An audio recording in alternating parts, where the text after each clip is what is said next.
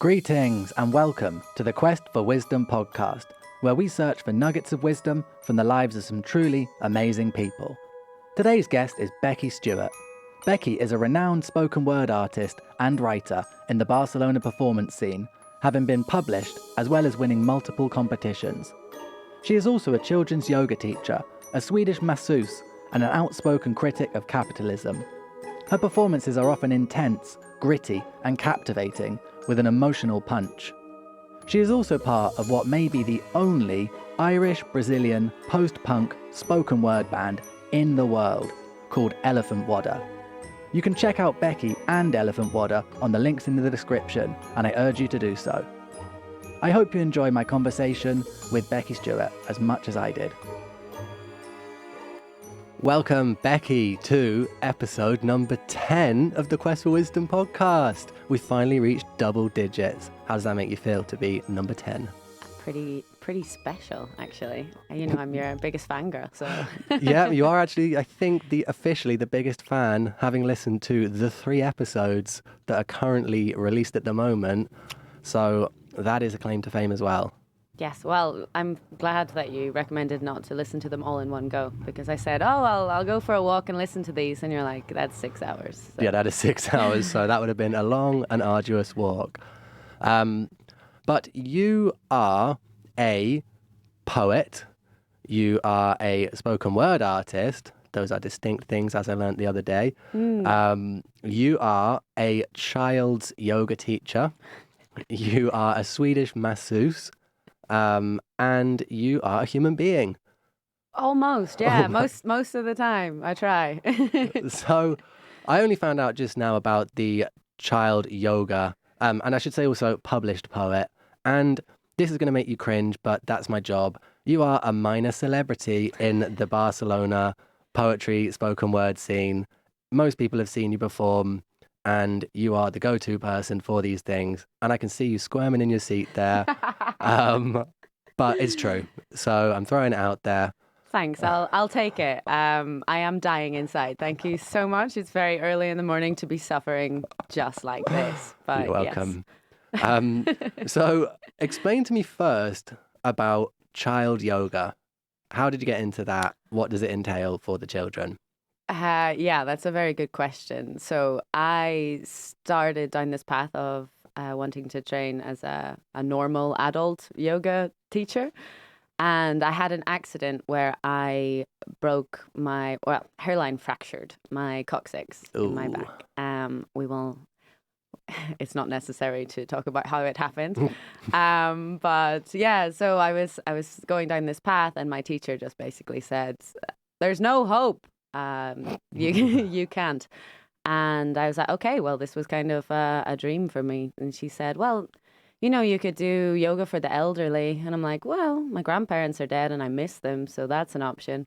And then she said, well, there's the more fun option of teaching children's yoga. And I was like, okay, put me in for that. And basically, I was working with kids with neurodivergent problems, ADHD, autism, and just like crazy, really mental, full of energy kids. And kids yoga is like basically teaching them to breathe and occasionally rolling them in a yoga mat and telling them they are a sushi roll.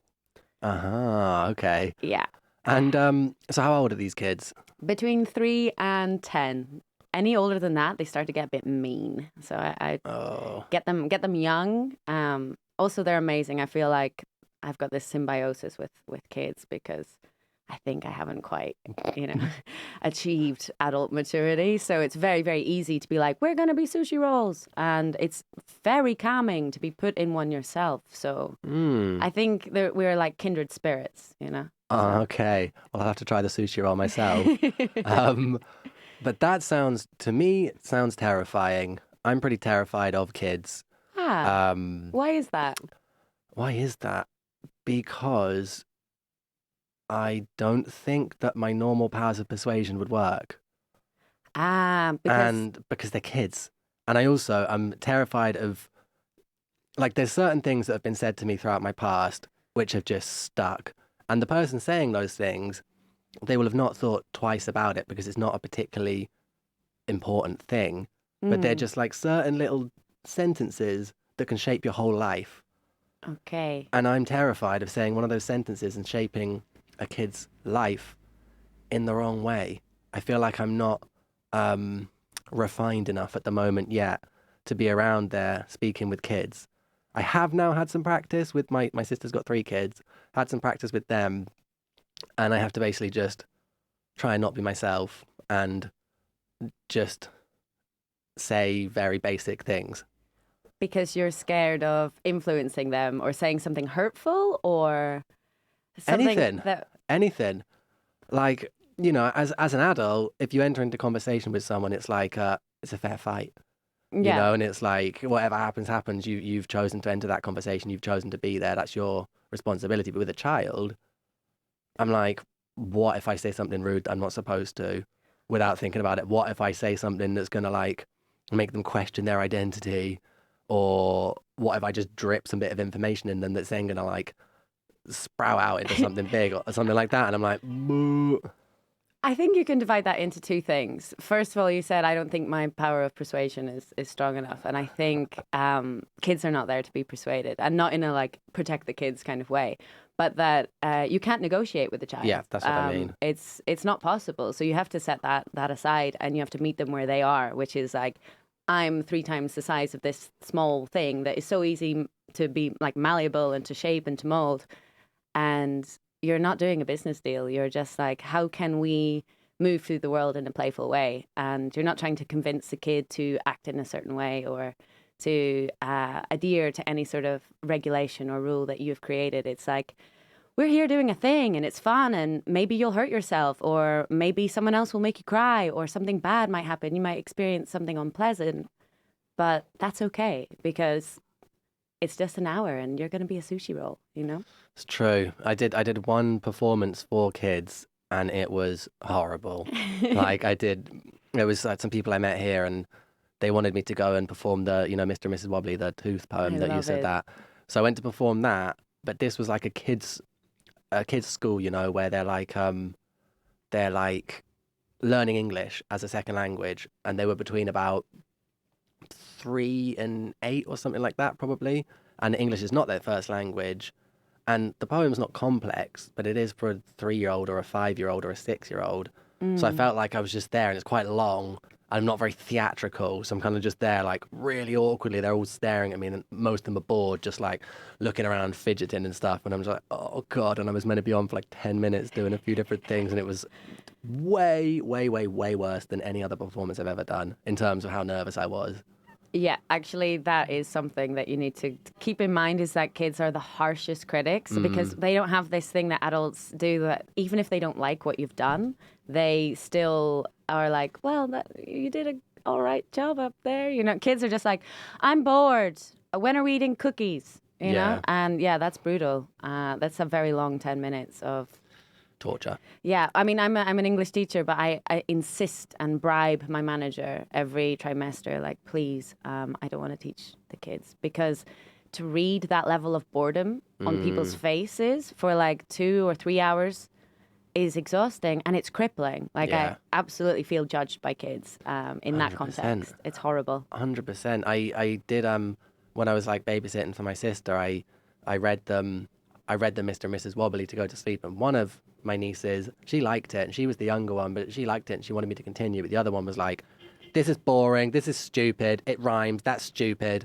And I'm like, I'd kind of prepared myself for that because she's quite funny in that sort of way anyway. So I was like, yeah, maybe she's not going to like it, or maybe she's not going to get it, whatever. So I kind of prepared myself, but like me a year or 2 previous to that would have destroyed me. I'd be like, this is supposed to be for children and they hate it. This is my finest work. This is my finest work. I love this piece. I just got a 1-star review from this kid. And she's told me it's rubbish and it's stupid because it rhymes. Well, just wait until they have to do GCSE English, you know? Like, the rhyming, you know, it's not easy. Yeah. So. Then they'll appreciate it. They'll be like, oh, now I see why Uncle Connor was doing the rhyming. He's so cool. He is so cool. My uncle's a poet. I can't believe you can do a rhyme. And like when I said that I'd written a poem, she was like, oh, so you're an author? I was like, not quite. Like, I'd just be straight in there with like, yeah. Yeah, I'm an author. Yeah, I wrote it. Yeah. Well, I don't know if you ever had this, like before you started performing or like showing people what you've been writing, but it took a long time for me to say like, oh, I'm a writer, or even more so like I'm a poet. And still that's really difficult for me to say. And sometimes we'll be at a party and people will say, oh, you know, what do you do, or blah, blah, blah. And a friend of mine will step in and be like, oh, she's an amazing poet. And I'm like, can we not? Because like, first of all, that's not a cool thing. I mean, it's better than saying I'm an English language teacher, but it feels false sometimes. Yeah, know? that's the classic imposter syndrome. And number one, poetry's cool. Poetry is on the rise. We're trying. We're trying. And I think poetry's on the rise. You know, poetry is rap without music. And rap is cool. Yeah. Rap is for the people. Rap is for the cool people. Poetry is for the people who are trying to be cool but not quite there yet. Okay, I wouldn't put this into the branding situation, but yeah, that's it more or less. Yeah, but like, it's something I find with a lot of creatives in general, that when you say, like, people are so scared to say, I'm a writer, I'm a poet, I'm a comedian. Actually, no, comedians less so, I think, because they're going to comedy shows, they're doing stand-up comedy, like what they're doing, they are a comedian, regardless of whether they're good or not. But poets and writers seem to be very scared of saying they're poets and writers, and it's like, you're on stage writing poetry and then performing that poetry, you are a poet. Like, but I felt the same thing. I felt like this thing, like, people would say that, like, oh, he's a poet. And I'm like, well, I write poetry. Like, you're kind of a poet. Like, maybe you're not getting paid for it right now, but you are still a poet. Yeah, I think we have an accepted rule or thing within all of us, which is like, until I reach a certain level of success, I'm not allowed to say that I am that. And I think that's true for many, many industries, that you don't feel like you're actually being genuine about what you do because you haven't reached a certain agreed upon level of success. And I think success is very hard to define, especially in like the literature world. Like, poetry isn't exactly easy to monetize. And you can self-publish, but that doesn't mean anything, actually. You published it yourself, so no one actually chose to put it out there. So it's just you clapping in the dark saying, yeah, I do this thing. But then if you grew your own garden, would you call yourself a gardener? Yeah. Yeah, it is very true. I don't know. Imposter syndrome is such a strange thing because it's like, give credit where credit's due, really. And it's like, if you're putting a lot of time into that thing, it's like the thing you're saying there, I play rugby, therefore I can call myself a rugby player. I play once a week. Do you know what I mean? Like, I play for an hour and a bit once a week. Yeah, I have no qualms saying that I'm a rugby player. Whereas it's like, you could spend 5 hours per week doing poetry and be like, I'm not quite sure if I'm a poet yet. Exactly. And it's like, in your case, you've won the Barcelona Poetry Slam 2 times, is it? I think so, yeah. 2 times. Like, that's an accolade. That's a level of something, that you've won an actual poetry competition. Yes. Yeah. Thanks, Marcus Moulis. Yes. Yeah. Good on Marcus for organising these competitions. But we actually had an interesting conversation when we met last week about this topic of poetry competitions. And I'd like to revisit that conversation again. I spoke about it a little bit with Marcus, and it's one of those debated topics within the industry of, should there be competition involved in art? What are your thoughts? Ooh. Yeah, I guess I have to be quite careful about that because I've taken part in slam, and I think it's an amazing platform for people, especially when they need that extra push to believe in themselves, to actually get going and to perform in front of people. I'm never going to denigrate it because that's where I came from. Like, without Makis, I mean, he got me to open the show just reading, not taking part in the slam. And this was my first like big performance. And he said, please, Beck's like, go on up there. And everyone was encouraging me and I was shitting myself. And I went up and I was shaking and I was reading from my little notebook and I got off and then I watched everyone else perform and it was amazing.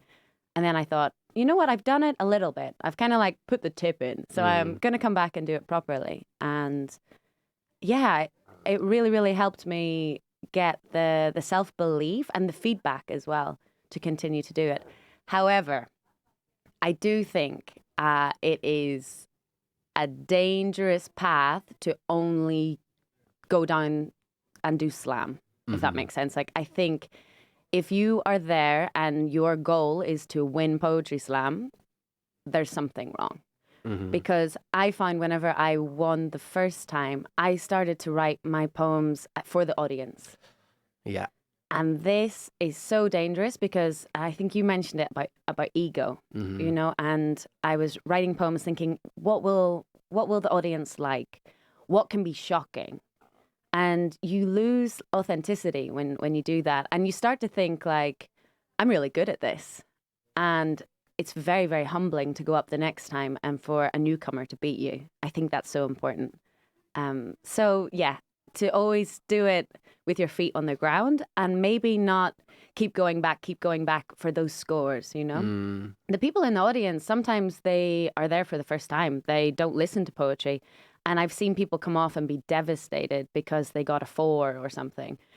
Or they came last. And that's really dangerous as well. Both ways. You can either win and then you become this egomaniac, or you lose and you think, I'm rubbish. And it's like, well, you know more about poetry than the people who scored you in the end. So I think it's important. I think it gives an amazing platform and opportunity for people. But to do it for the right reasons, which is for the push, but don't do it for the applause. Absolutely not. Some very wise words there. That is, I don't think we quite got to that that point last conversation, but just to clarify for people listening that in the Poetry Slam competitions, the audience are the ones that vote, and they select, how many people is it in the audience? 5. They select 5 random people in the audience to vote, and so that's why it's a little bit like, not controversial, but it's supposed to be more fair to do it like that, and I suppose overall it is more fair, but then it just means that, you know, one person could love poetry and you happen to do a love poem. And so it's not like it's totally subjective, basically. There are no like objective rules, I suppose. That there's no actual like grading system in that sense. So it's raw, but it's flawed, as are most things, you know. And obviously then if you put the regulations in place and like framework and stuff, then it'd become way too rigid and everyone would hate that as well anyway. Absolutely. So it'd be like, then it'd be even worse. So it's, you know, it's the best way to do it, probably. Yeah, I mean, objectively, I don't think you can score or mark other people's art. Like, No. you know, like we can get a canvas in here and I'd say, okay, this is how I feel about it. And you're like, oh, really doesn't do that for me at all. I don't like it at all. Yeah. And that's art. It's so subjective. And that makes feedback really important from a diverse group of people, not just listening to your friends.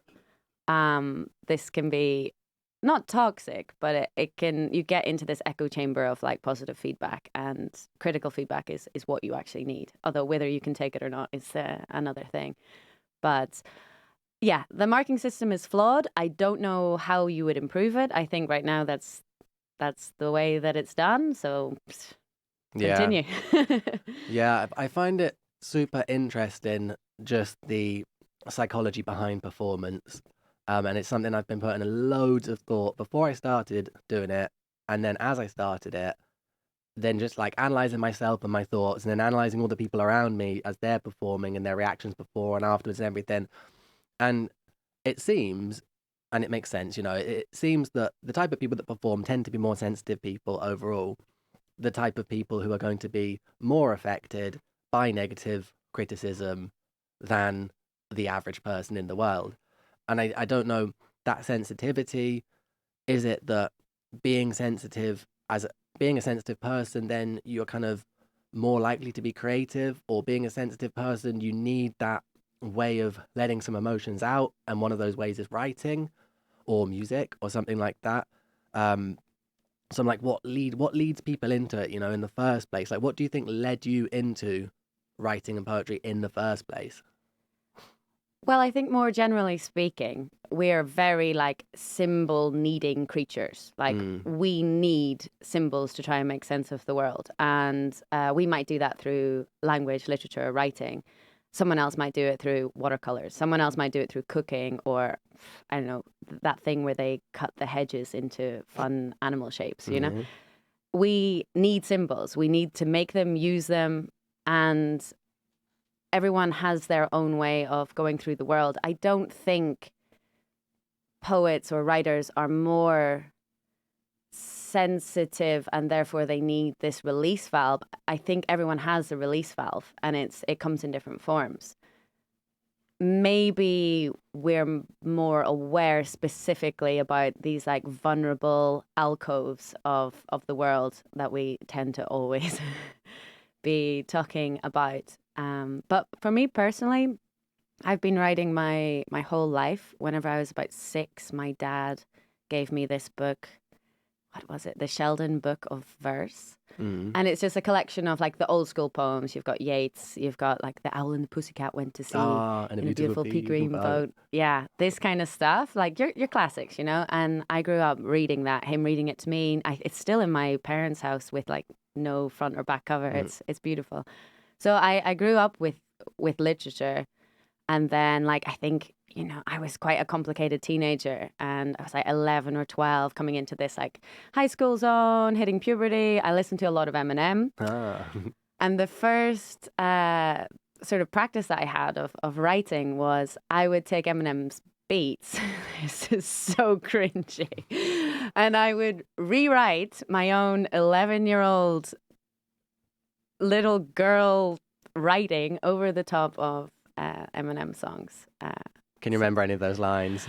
No, and whenever I moved out of my parents' house, I burned every single one of these notebooks because I knew my mum would be right in there. So I was just like, no, we have to say goodbye to this. And I don't regret it at all. I love boys. School sucks. Actually, it was a bit like, I love school. Boys are confusing. Nice. So then from then on, you started young like that.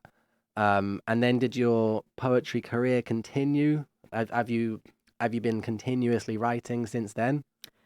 Yes, I'd say the only thing that has not really changed about me or my practice of being a human being is writing. It's the only thing that's remained a constant. And I think it comes from having this general feeling of being misunderstood or not finding my space in community. Like in Ireland, I find it really hard. Like I was very sensitive, less so now, but like unbelievably sensitive. And the sense of humor in Ireland is like the boys like are brutal. Yeah. You know, like it's very like the English kind of like everything's a joke and nothing is out of bounds. And the girls, I'm speaking in generalities here, but it was very like divided by gender. And I sort of felt like, I mean, I was peeing standing up until I was about 6. I think it was quite a confusing time for me. Other people are going to listen to this. Yes, talented. I didn't say I did it well, but okay. My mum did try to discourage it. But there was this like very clear gender divide, and it was like very, very brutal boys, and then these girls who are like quite geared towards like being pretty and talking about boy bands and like dressing nicely and this kind of stuff, which didn't appeal to me. And I felt like, I don't really fit in here. So as soon as I could, like after high school, I was like, I'm going to go to England. I'm going to find my tribe. Of course, I went to England. I discovered drugs. Similar trajectory. As everyone does when they come to England. My God. Like no one tells you. I went to Manchester University. Oh, yeah.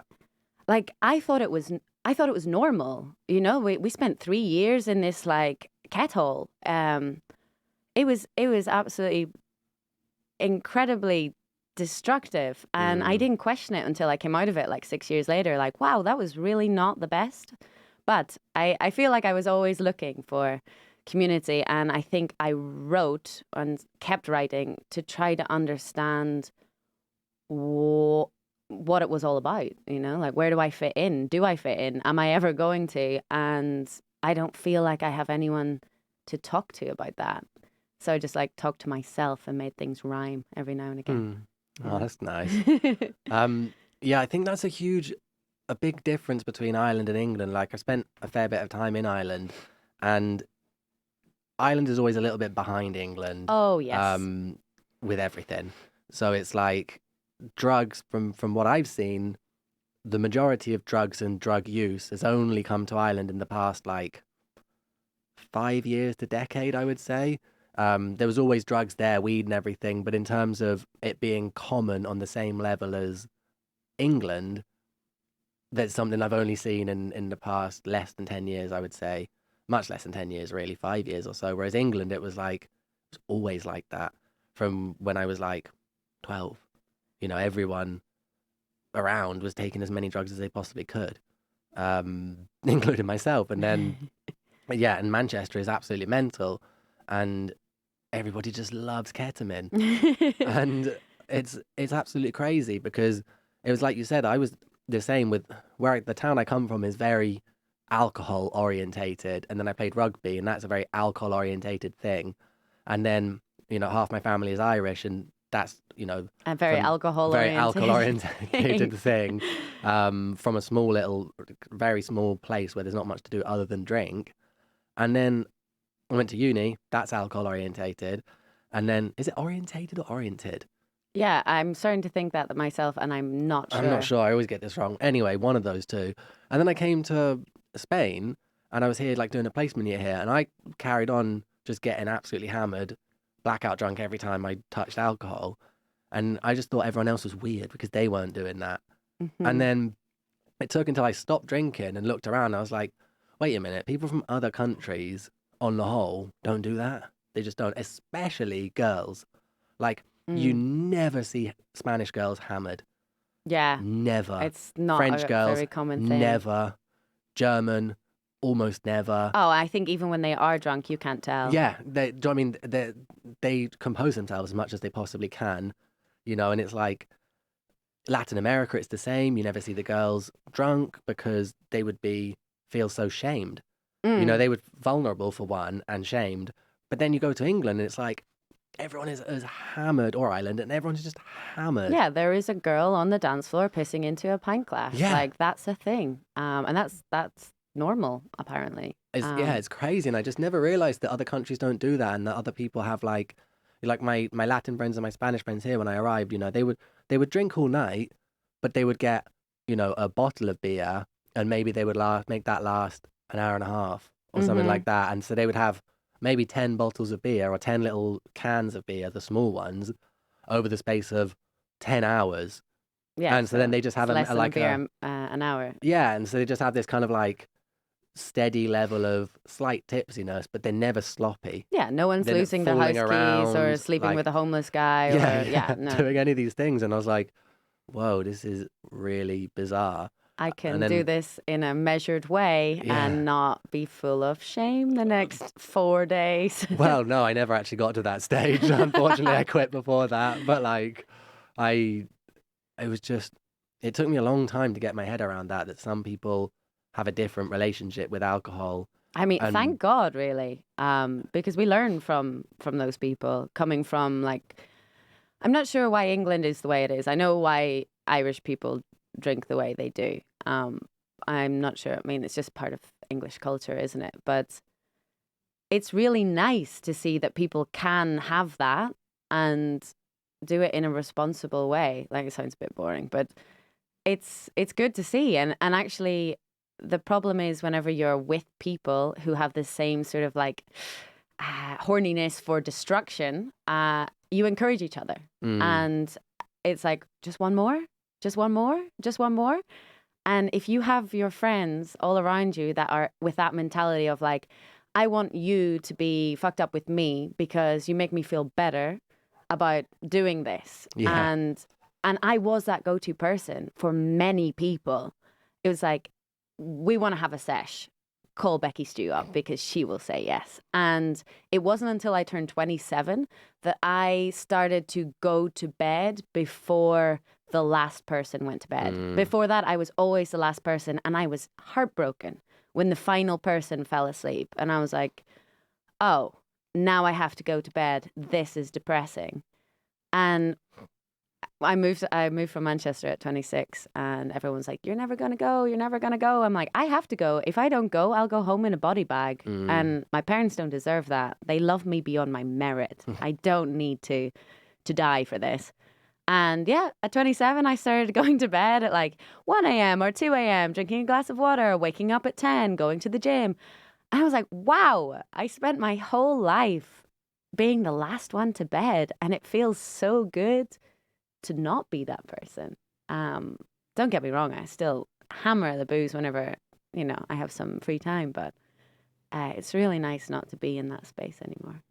Yeah, well, congratulations for coming out of it. I suppose if you reach 27, I think 27 is it's the rock star age, isn't it? It's the make or break. And I think that I have a sort of a theory that if you don't manage to get your shit together when you're like 27, 28, 29, 30, in terms of like reining it back in with your bad habits, if you carry on partying like you did up until then you don't really stop, because after you hit 30, if you're still partying like you did when you're 23, 24 or 21, then those people are the ones that end up just carrying on doing that till they're like 40, 50.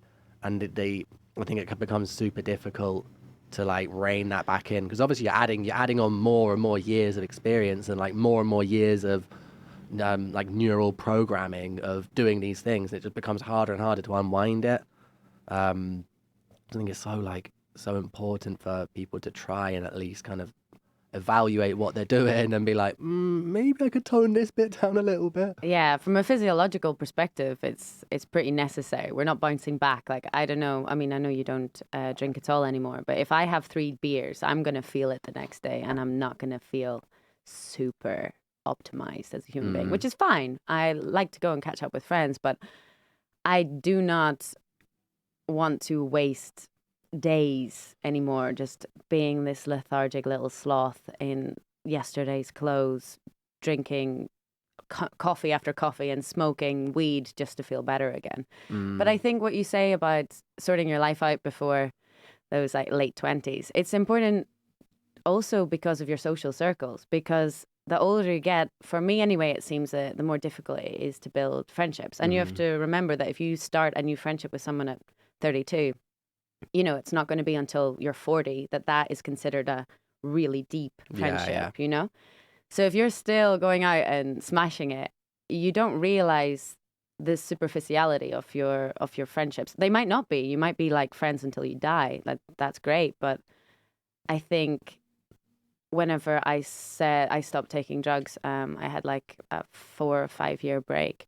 And a lot of people were not interested in hanging out with me. And I could have been sad about that. But then I was just like, our whole friendship was just based around ordering a bag in, you know? And that's sad, but also I had fun, no regrets. Like it was good crack. But yeah, now I want friends that I can call in a crisis and we can talk about our love languages. That's the thing that like, I don't know, that when I stopped drugs, especially, I suppose that, when I stopped drinking and when I stopped drugs, that my friendships just improved 100%, because then you're trying to fill your time with things that are nice. Do you know what I mean? It's like you're trying to fill that time. Instead of just doing something which is easy and makes you feel pleasure, you're like, oh, what can I do? Oh, maybe today I'll go and hang out with someone and recharge my social batteries and like talk to someone and get to know them and discuss some things that are bothering me, or talk about plans, or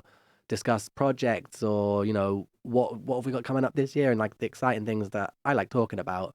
And then you start making real friendships and actually getting to know people and see the differences in people and, what people have got going on for themselves. And it's really nice. And that's the biggest thing for me. That, above and beyond everything, I think is just part of drinking a lot in the first place, I suppose, for me, was to make connections. Because you were shy, or? I suppose, yeah. Like I've always hated starting conversations. Like once the ice is broken, I'm fine, but I hate starting conversations with people. That is so funny. You have your own podcast. No, I know. But then it's like I've gotten over that a lot now. But like back then, but it's, for example, in a bar or something like that, I would never approach someone. Like just because I think it's because it's happened to me sometimes where people have come to talk to me and I don't want to talk to them and I can't be Mm. bothered. And then I have to make conversation. So then I just like carry that feeling of, am I going to be just irritating that person? Probably. And I probably don't trust myself to judge their reaction well enough. So I'm just like, just leave it. That's some hardcore projection, though. Yeah, I You know. Just like, know? and I remember one time in particular, I sat with a few of my friends and this lady came over and sat with us. We'd just come out for a chat in in a bar here a few years ago. And she came over and she's like, oh, like I'm a tourist here. Do you mind if I sit with you guys? And I was just kind of like, I mean, because like she's not doing anything wrong. And then she kind of like started talking to us, but it's like I wanted to catch up with my friends. I didn't really want to have to entertain another person I don't know, and that feeling carried on with me. And then I'm like, I don't really want to be going and joining another person's conversation because probably they can't be bothered to talk to you.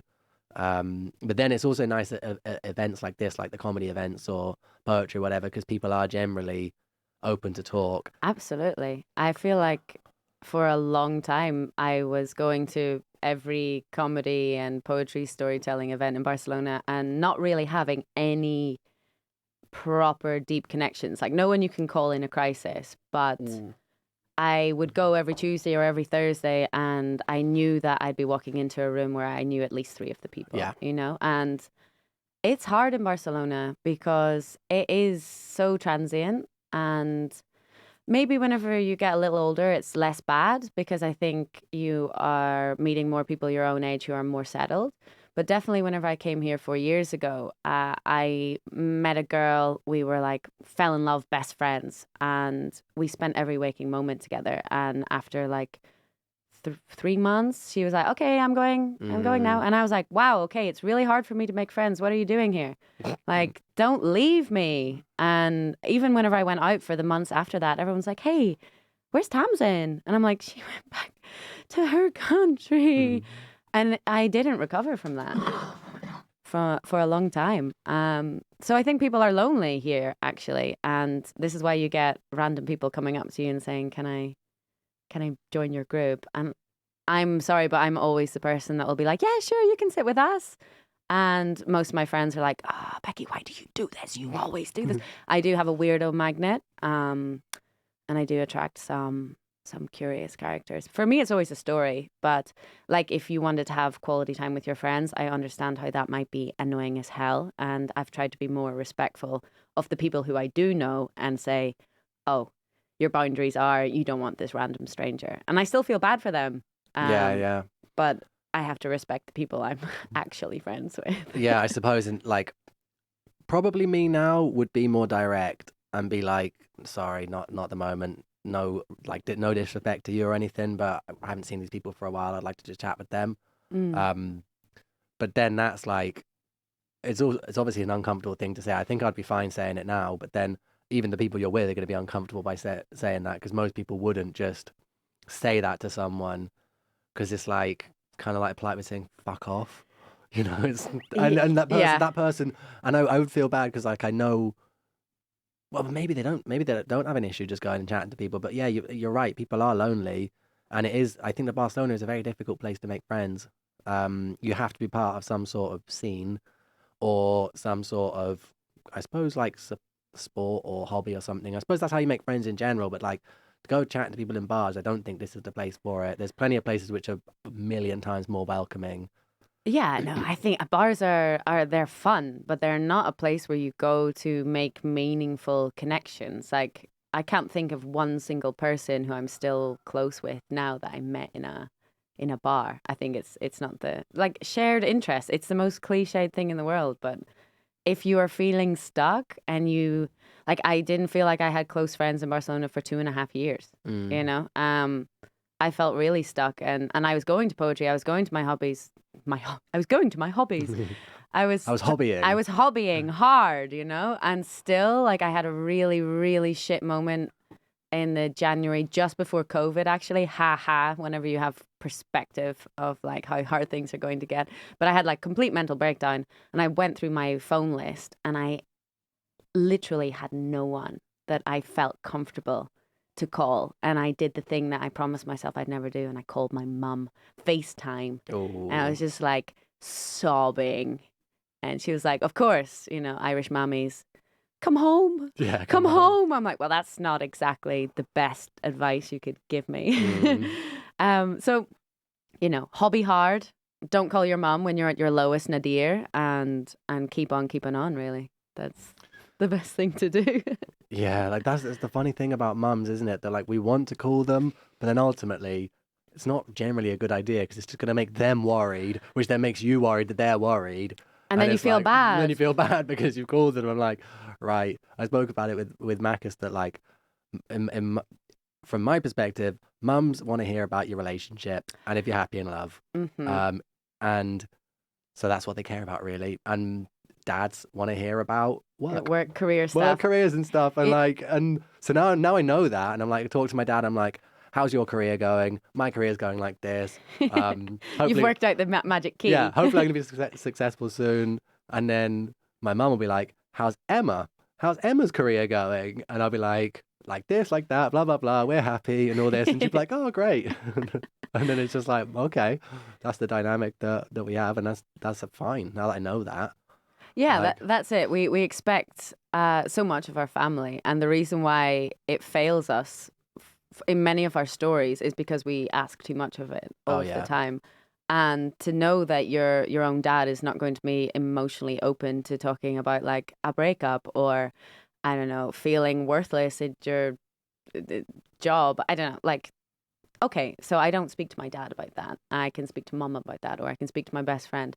It's knowing that just because they're your parents doesn't mean that they're going to tick all of the boxes. I mean, same thing for anyone. No one's going to tick all of them. But I definitely compartmentalize what I speak to my parents about. And there's some things I would not even dream about talking about with dad or with mum. And I think they fall quite nicely into the categories you provided. Yeah. I think that it's like friendship, real friendship, I think is difficult. And it's especially hard as you get older, like you say, because when you're younger and you're at school, you're with the people all day, every day. Do you know what I mean? You could be with your classmates, I don't know, 30 people all day, every day. And out of those classmates, maybe 5 or 6 of them are the ones you're close with, whatever. But you see them all the time. You do everything together because your world is so small then. Then as you get bigger, the amount of time you have is so little that, you know, if you, like you say, if you want to make a real friendship with someone, like a real solid one, that requires time. And that requires, you know, going for coffee together in the middle of the day when you're sober, and it requires going for a walk or going to the gym together, or, you know, maybe going on a holiday together one time. You know, all these little things that really all play into a solid friendship. And for me, you know, I had a lot of acquaintances. I realized I've got a lot of people who have always had my back, you know, and put up with me, basically. And like, I'm so grateful for that. And there's, you know, a lot of people that I can call on if I needed anything, which is so nice. And I hope to be able to reciprocate that, because I don't know, for me, loyalty is really important, like you mentioned. And it's like, I want to be loyal. And if I think someone's a good person and I decide to kind of like make them a friend of what I consider to be a friend, then they'll be on my mind forever. You know, they'll be on my mind. A little part of my mind will be always thinking about that person and how can I help that person, or how can I improve my relationship with that person. It's like, you can't have too many people that fit in there, but you can add, you know, one every so often, and another one might fade out for a little while because that's just life and you might not see them, and then you have room to enter another person. But ultimately, you can't have like 50 really amazing friendships. It just doesn't really work like that. That's You a have to full-time pick them. job. It's a full-time job. It's like, I think everyone is so increasingly more busy. Like I have 3 jobs essentially, and I had a friend sort of say goodbye. I was going to say cut me out, but it's very, very brutal. She said goodbye to me. She sent me a message. It was really, really beautiful, very, very mature, maybe a little passive aggressive, but and she just said, look, you know, really happy that you've found a boyfriend and that you're really happy in love. But I've been making the effort and you haven't been doing the same with me. So I'm really, really sorry. It's taking up a lot of mental space. I'm just like, it's been really fun to know you, but I'm going to have to end this friendship. And I was like, wow, this has never happened before. And I was upset. And then I reflected on it and I was like, you know what? Fair enough. And that was so nice of you to just sort of let me go in this mature way. But I also felt like it was a little unfair after months of reflecting on it. I was like, well, it's not because I got a boyfriend. It's because I work 3 jobs. I see my boyfriend on the weekends. It's not to say we're hanging out all the time. I have 3 jobs. I have barely any money because half of my money goes on my rent. And I'm trying to write. I'm in the middle of a book. I've got a poetry collection just about to be finished. Of course, it will never see the light of day, but we be working. And I felt really torn. I felt like, should I respond and say, you know what, actually, here are all the reasons why I haven't been available. But at the same time, I didn't make space. I didn't make time for this person. And I did make time for other people. And in the end, I decided, okay, actually, she shone the light on it that I didn't make time for her. And that's a pity. And I'm learning from that. But it's hard, you know, and I'm introverted. A lot of people are surprised by that, but I'm introverted as heck, and people are so exhausting. And I need a 3-day weekend. I need like Friday to hang out with friends, Saturday to do all the household stuff, buy food, and Sunday I just want to lie in bed like I'm suffering from a Victorian illness. Like, just give me 4 movies and a good book, like 9 cups of tea, maybe a glass of red wine, and a cookie. Nice. That's it. That's my Sunday. So, yeah, what I'm saying is life is hard to juggle all of this stuff, you know, including people. And it's hard as well. Like when you come from a different country, you have friends back home. Like, are you in touch with your friends from England? Well, that's the thing that like guys in general are not very good at keeping in contact. Total trash. And so my guy friends, you know, we talk every so often. It's actually mainly my uni friends that I'll talk with every so often. Same. That my friends back home, I sort of, you know, like I'm rekindling it a bit with them because I basically just left and then I didn't try to keep it up with anyone because we had 16 guys and 16 girls approximately, and we did everything together. Within those 16, you know, I was friends with most people, but I wasn't like really close friends with anyone. There was, you know, the one I was most close to, you know, he is terrible at keeping in contact. So even if I do send a message or a voice note, sometimes I'm like, oh, I'm coming home next week. Like, do you want to hang out? And he'll respond like 2 months later, literally 2 months later. Yeah, we and have I'm like, friends like that. Yeah, and it's like, it's annoying because they're the people who I'd want to keep in contact with and see what they're doing.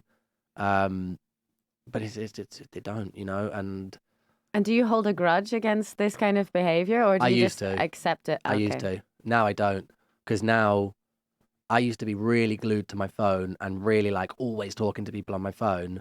And now I'm not like that. And I realized that then sometimes you do just forget because you've got like work chats, other chats, and all these things going on that you're like, I'm not looking at that. And then you do sometimes forget.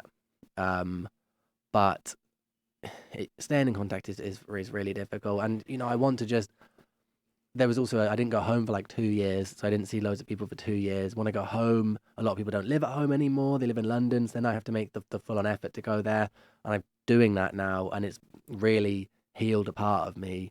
You know, all these people that I spent so long with that I grew up with, you know, and then I just don't see them ever or speak to them ever or really hear anything about what's going on with their lives. And it's kind of sad. And then, you know, just to rekindle that. And I don't need much, you know.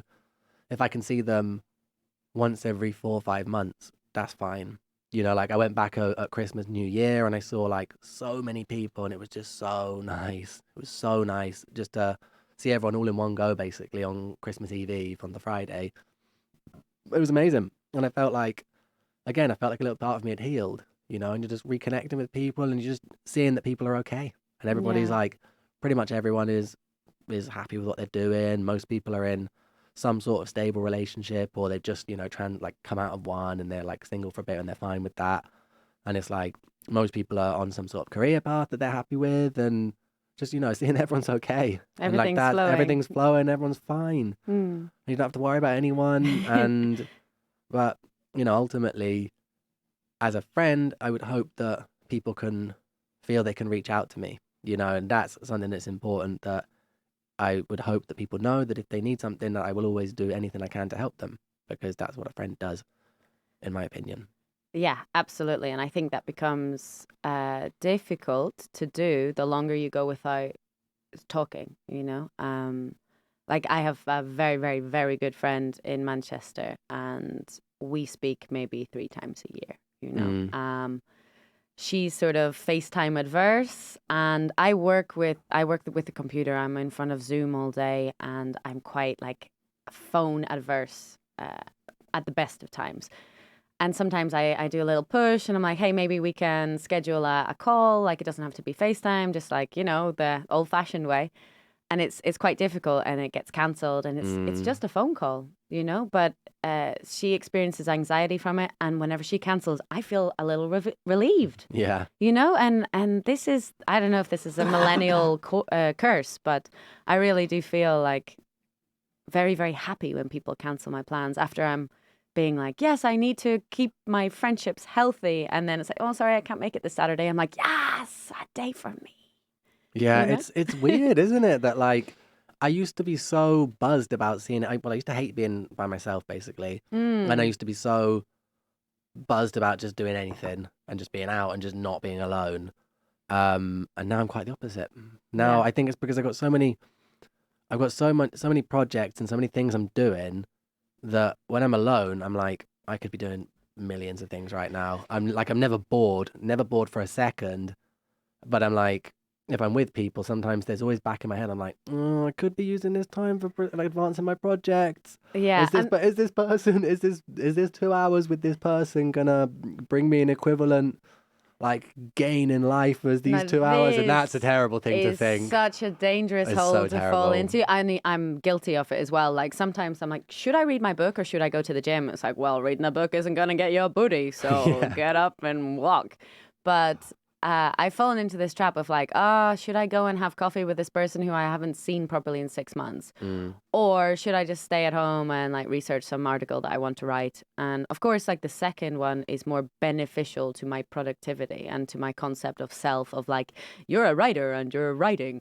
But at the end, I'll go out of obligation to see the friend and I have an amazing time. And I'm in there, I'm like, what is wrong with you? Like, every person is a world full of secrets and gossip and interesting facts. And whenever you were saying about having interesting things to talk about with friends instead of like going to the pub, it's like no one talks about what's the latest book that you've been reading in the pub. No one talks about that. Except for me. Except for and everyone's for like, you, and everyone's maybe like, me. and everyone's like, shut up, Connor. I don't want to talk about this now. Shut up, we're watching Real Madrid kick Liverpool's ass. Yeah, but these are the moments where you get to like know someone deeply and to express like interesting parts of your lives instead of like, shall we do another tequila shot? Not to go back to that again, but yeah. Yeah, I was speaking about it with, I think it's like, you know, if you've got a lot of different things going on in your life that you're trying to juggle, a lot of projects and side hustles and this, that, and the other, you do very easily fall into the trap of just doing those things. Like to me, I search now instead of just like pleasure and cheap reward, I search for satisfaction. You know, that's like my little reward is the feeling of satisfaction from, I suppose it still is dopamine just from pushing forward and things. And I was speaking about it on one of the previous podcasts with Rosanna. So she's like a psychologist for the music industry. And I was explaining that I'm always in my head trying to like logically justify why doing something will be beneficial. And like to me, I kind of describe it as a little cheat code to make myself do things because it's like I could sit around and do nothing right now or stay at home and do something easier when I'm tired, or I could go out to watch a show, you know, or try and talk to some people. And the thought of doing those things, I'm like, ugh, I can't be bothered because it's like, it's an effort, you know, it's an effort to go and it's an effort to be present, you know, because if I go to one of these shows, poetry or comedy, I want to be as present as possible. I want to be as engaged as possible. And that's tiring, you know, for me anyway. And then talking to people afterwards, I find that tiring. So I'm like, okay, this is going to be mentally fatiguing. But if I can justify it in my head with like, well, you go there, maybe you'll get some inspiration from people that you see. Maybe you'll meet a podcast guest. Maybe you'll just make some new connections. And I'm like, okay, cool, I'm going. But then you're sort of always doing something with some sort of ulterior motive as opposed to just doing something for the sake of doing something.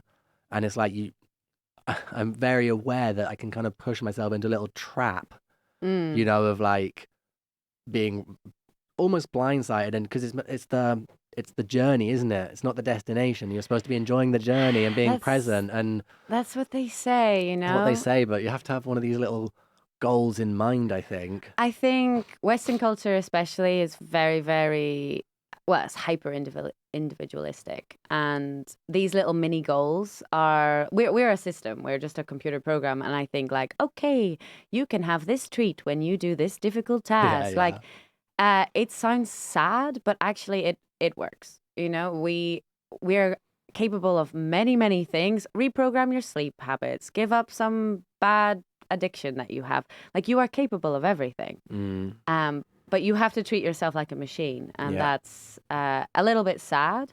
But that's the Western way, you know. Of course, it would be beautiful to be like, I am fully present in this moment. My breath is not being held, which actually mine has been held since we began the podcast. It's a beautiful idea to be able to flow and to be present fully. But I think in this society that we are living in, it's more important to just try to be present for little moments at a time.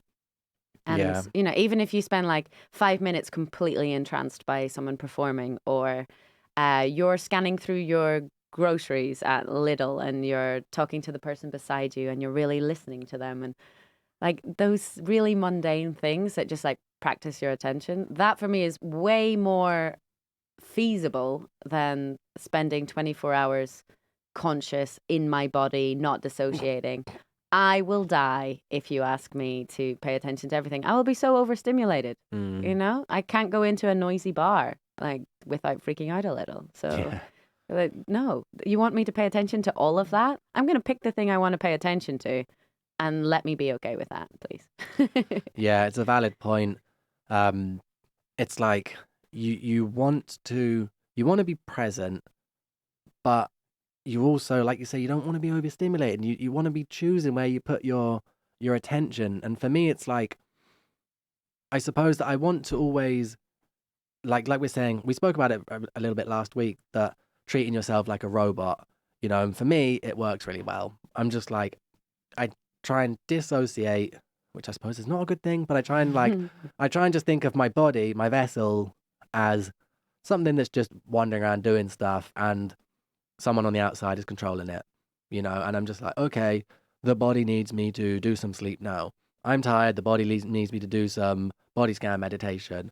I need to do some exercise to stimulate some dopamine and adrenaline, and some endorphins, and that's okay. And then I'm just like, dude, and like, I am hungry. I must put some food into this body. I need 1,000 calories. And like, I just This think of it like voice is that, and so like, good. and I'm like, you know, like, oh, I need to do some socializing. I haven't socialized for a while. Yeah, Let's my arrange. social spoons are My low. social spoons are low. Let's arrange a date with someone. And then it's like all these little things. But for me, it's like it works, because otherwise I'm just like, I have to treat myself like a robot, because otherwise I just won't do anything. Yeah, but you see what you're doing there. Even though we're doing this funny robot voice, like this is awareness. This is like complete awareness of your bodily functions, which for me is a form of being present as well. It's like, oh, I haven't socialized recently. I need to organize something to like lift me out of that, or I haven't moved properly in a couple of days. I'm going to go and lift the heavy thing. Mm, This is a kind of relationship with your body that is actually a lot of people ignore. You know, like, why do I feel like this? And I'm like, I don't know. When was the last time you went outside? When was the last time you drank 2 liters of water? Have you spoke to your parents? When was the last time you read something that was inspiring, or at least like was related to something you're interested in? And a lot of the time, and I'm not talking about depression or mental health, I'm just talking about low mood, hmm because I've got caught in that trap before where I'm like, I feel sad, not depressed, but sad. And it's like, when did you do the good things, Yeah. the robot things? And the robot things help, you know? What's the thing that makes your heart sing? Have you done that recently? Bam. Mental health is a different thing, but it's also related to that. Water yourself. You are a garden plant, you know? I love the garden metaphor. It's like, you know, you are a garden, and a garden can host loads of different flowers and trees and stuff, and you can plant whatever you want there. But certain plants will need a certain amount of water. certain plants can't be grown next to other plants. Certain trees can't be grown near anything else. I don't really know much about gardening, but I just He ran with the metaphor. Yeah, I assume these things are correct. But it's like, maybe you want to grow the nicest roses in the world, and you put all your effort into roses, and you have amazing roses, but ultimately you've got nothing else in your garden. It's not that interesting. It's just got loads of roses in it. Well, this is a thing about like mastery. I read the book with Robert Greene, and I it's haven't read that yet. really recommend. But actually, it's not related to the rose metaphor. Just to say about you've grown these fantastic roses and they're the best in the world, whatever. You have to choose. Like, if you want to be the best at something, which is an arbitrary term anyway, but if you want to be really good at something, you do need to sacrifice other things. You're not going to be able to grow the daffodils and the snowdrops. You have to focus on the roses if you want to be, super good at something. But generally, that's not very useful, No. I want diversity. Maybe I will never be the best poet in the world.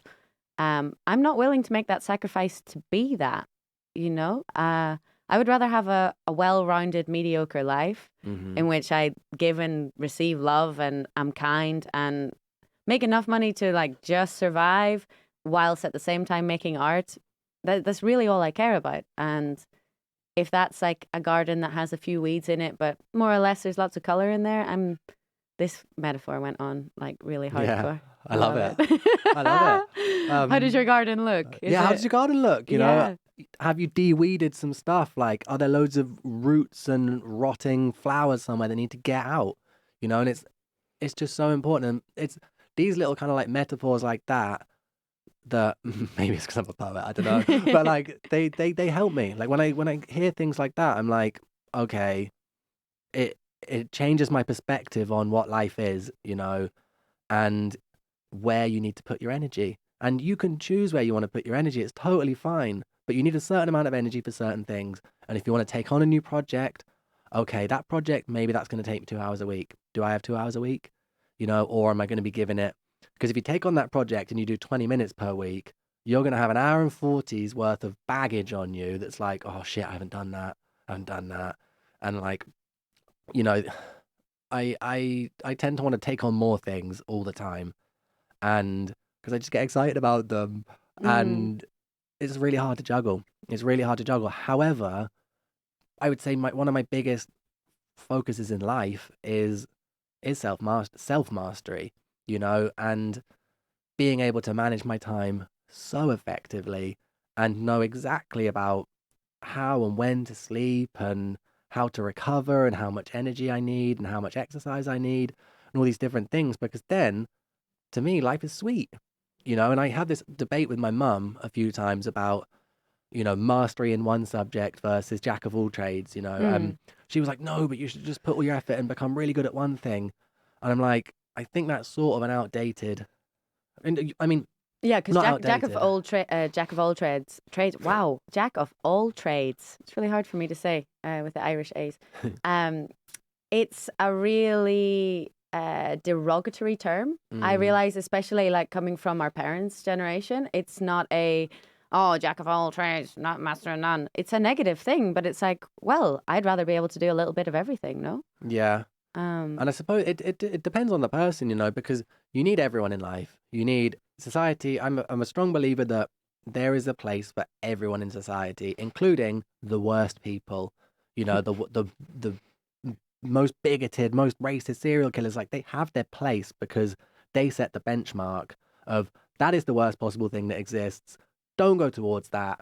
They set a benchmark. They put fear in people, which is sometimes a good thing to stop people being too naive, and everybody has their place. And some people, they, by nature, will do one thing for a year or two, then get bored, then do another thing for a year or two and get bored. And they just kind of like adding on little bits of experience.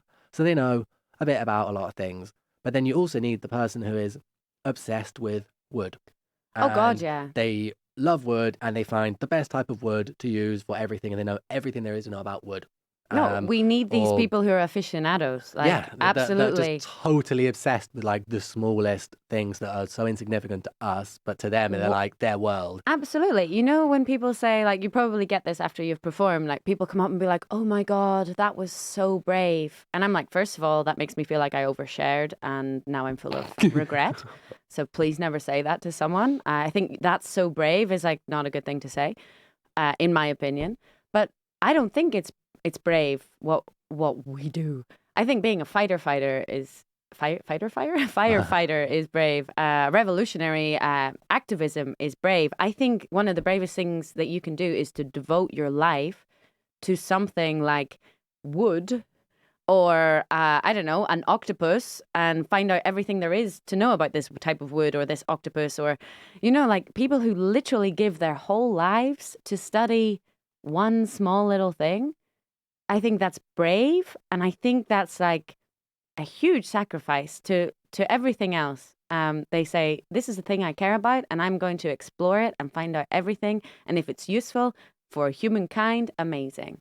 That's really being brave. I think standing on stage and being honest, whether about your feelings or about how you feel about something, I'm really sad that that's considered brave, because I wish that was considered the norm, you know? I wish that wasn't like, this deserves a clap on the back.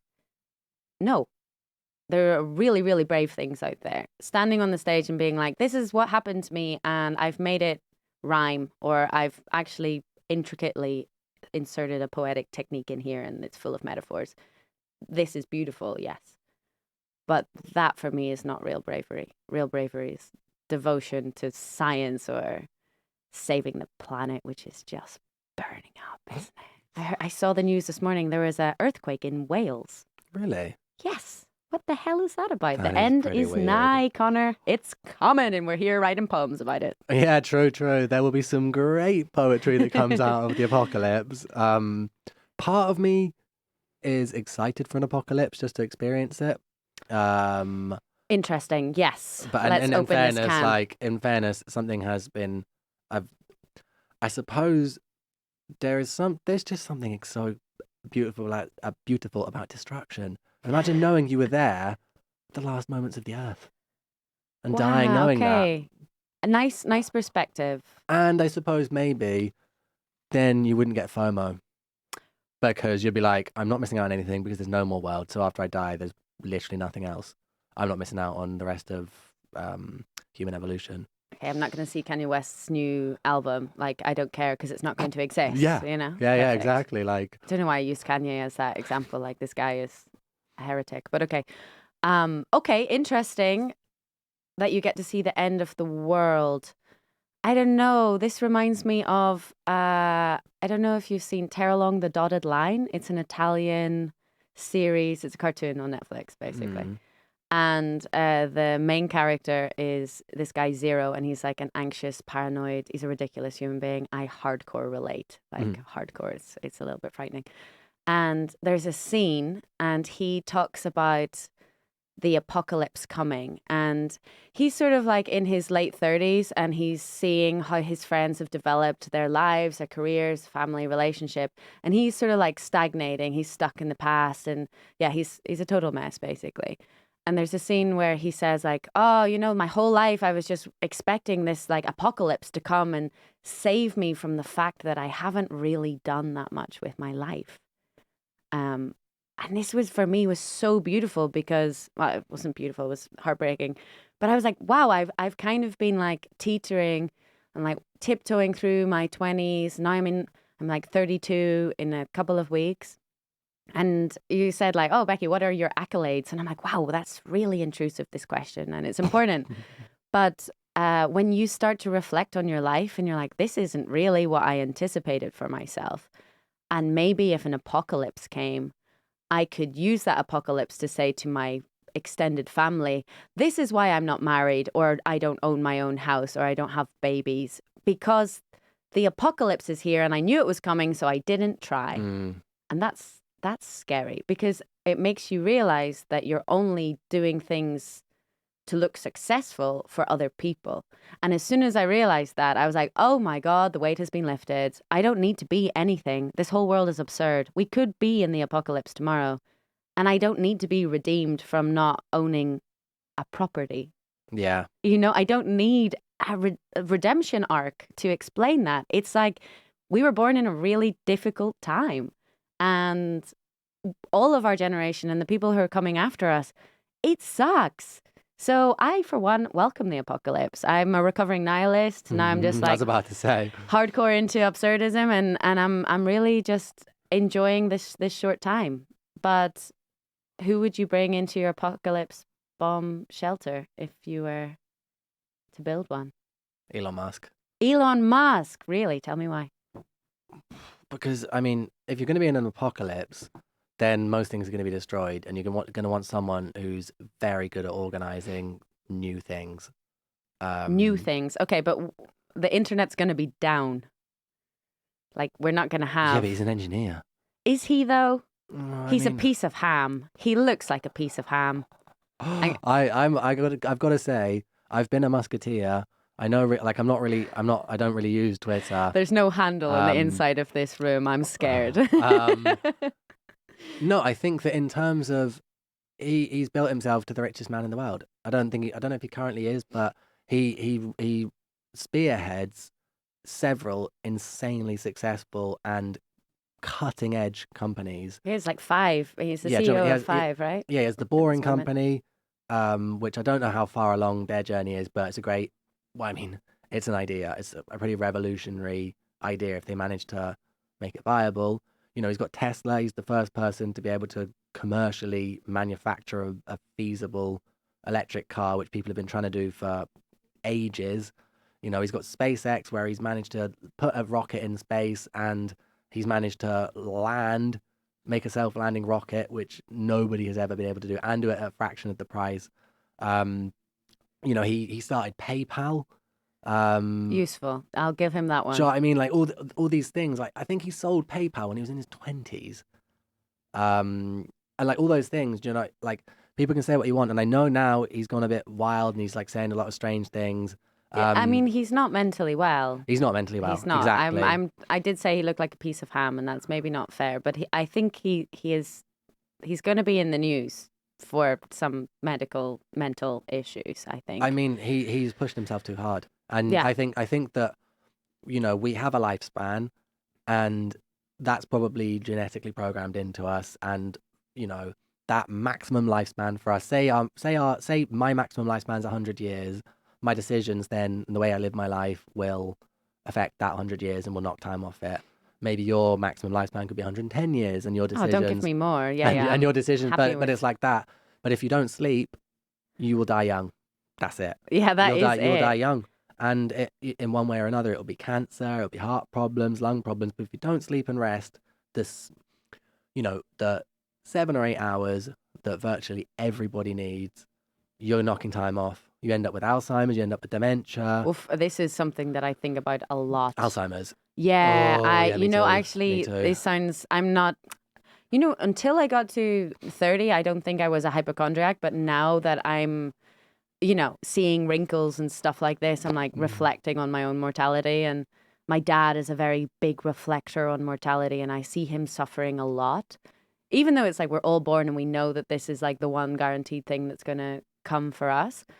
But my memory's never been very good, and I think this comes from whenever you drink a lot and party a lot, and also you're just like maybe a bit dissociated from life anyway, so you're not like recording memories as well as you should. And my memory is shocking. Same. And it's better when I'm in like transitional modes, like when you talked about talking to Makis about, you tell your dad about work and your mum about relationships and love. I remember where I heard that part of your podcast because I was listening to it and I was walking along Les Ramblas to get the metro to go to Liceo. And I remember things like that. But if you said like, hey, Beckie, remember whenever we went to Paris and this thing happened and the neighbors shouted at us and there was a dog? And I'm like, I don't know what you're talking about. And I have no reference for this memory, even though I should do because I was there with you and you remember it perfectly. So I did like this online Alzheimer's dementia test. And they were like, no, you just have an average shit brain. And I was like, oh, thank God. It's something I really, I do worry about, but I sleep like a motherfucker. Like, I really think I will live until 120. And I don't want to, hey. I'm happy to tap out at 75, but I sleep a lot. Did you read Why We Sleep by Matthew Walker? I read like the first about 100 pages of it, and I've listened to him on a couple of podcasts. You get the gist of it then. I get the gist of it. Yeah. But it's, yeah, the sleep thing. I slept a lot when I was a kid, and then when I started drinking and taking drugs, then that just messed it up for like 10, 15 years, whatever it was. And then I used to hate going to sleep because I would just have wild racing thoughts all night. And then with my ex-girlfriend, she would be rolling around in sleep loads, and I would always be like, well, if I was drunk, I'd be asleep. But then if I wasn't, I'd have like crawling skin and like nightmares and all these things from the alcohol withdrawal. And then I just hate going to sleep. So I delay it as long as possible and try and sleep as little as possible because of the thoughts of like not doing it, and live on like 4 hours of sleep a day. And now I'm a person that needs a lot of sleep, and I know that, and I have a little nap in the middle of the day usually. High five to that. Let's normalize those naps. And I'm very serious about it. I got paranoid about this. I was like, is it normal? Like every day from either 1 or 2, I'm like, I need it, even if it's just 20 minutes. And I think this happened after COVID. But I've always been I'll take a nap if I can take one, you know? So this is great. I need us to start a society just to normalize it, because I'm like, am I broken? Do I have cancer? What is wrong with me? Why do I need to sleep? But yeah, like life is really overstimulating. Why wouldn't I have a little 20-minute juice boost? Yeah. Better than a bump of Coke or another coffee. It's true. And for me, like we have the natural ups and downs throughout the day, and you have your cortisol raising and adrenaline raising at certain times. And then you for eat me, your food. you eat your food, then you get a bit sleepy. And so for me, most days, I do about between 10 and 25 minutes of yoga nidra, which is body scan. So that's my version of napping, because I can't always go to sleep in the day, I don't think. But that, to me, when I finish that, if it's gone well for me, I feel amazing afterwards. I feel so good. And then I can go and like bosh out another 2 hours of work or whatever.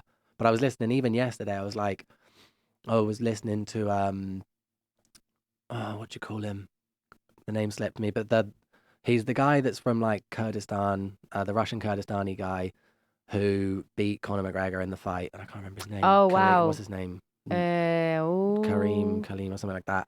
I can't remember his name. I was literally watching it yesterday. But anyway, people who listen will know who I'm on about.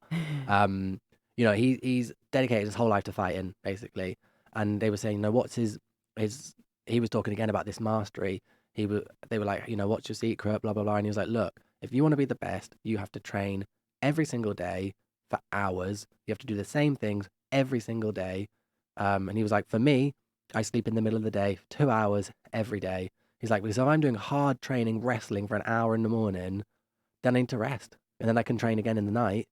But you have to rest. He's like, I sleep for 2 hours every day from like 11 to 1 or 12 to 2 to give my body that time to rest. And I imagine he's probably sleeping like 8, 9 hours in the night anyway. That sounds divine, apart from all the training. Apart from all the training. Yeah. But, you know, it's this, again, back to this mastery thing. And it's like, you know, if you want to be a master at something, like you say, sacrifice the rest of your life. That's it. If you want to be a master, like they say, I think it's in Robert Greene's book where I've heard the quote before that it's 10,000 hours. Yeah. Is the quoted time, 10,000 hours to master something.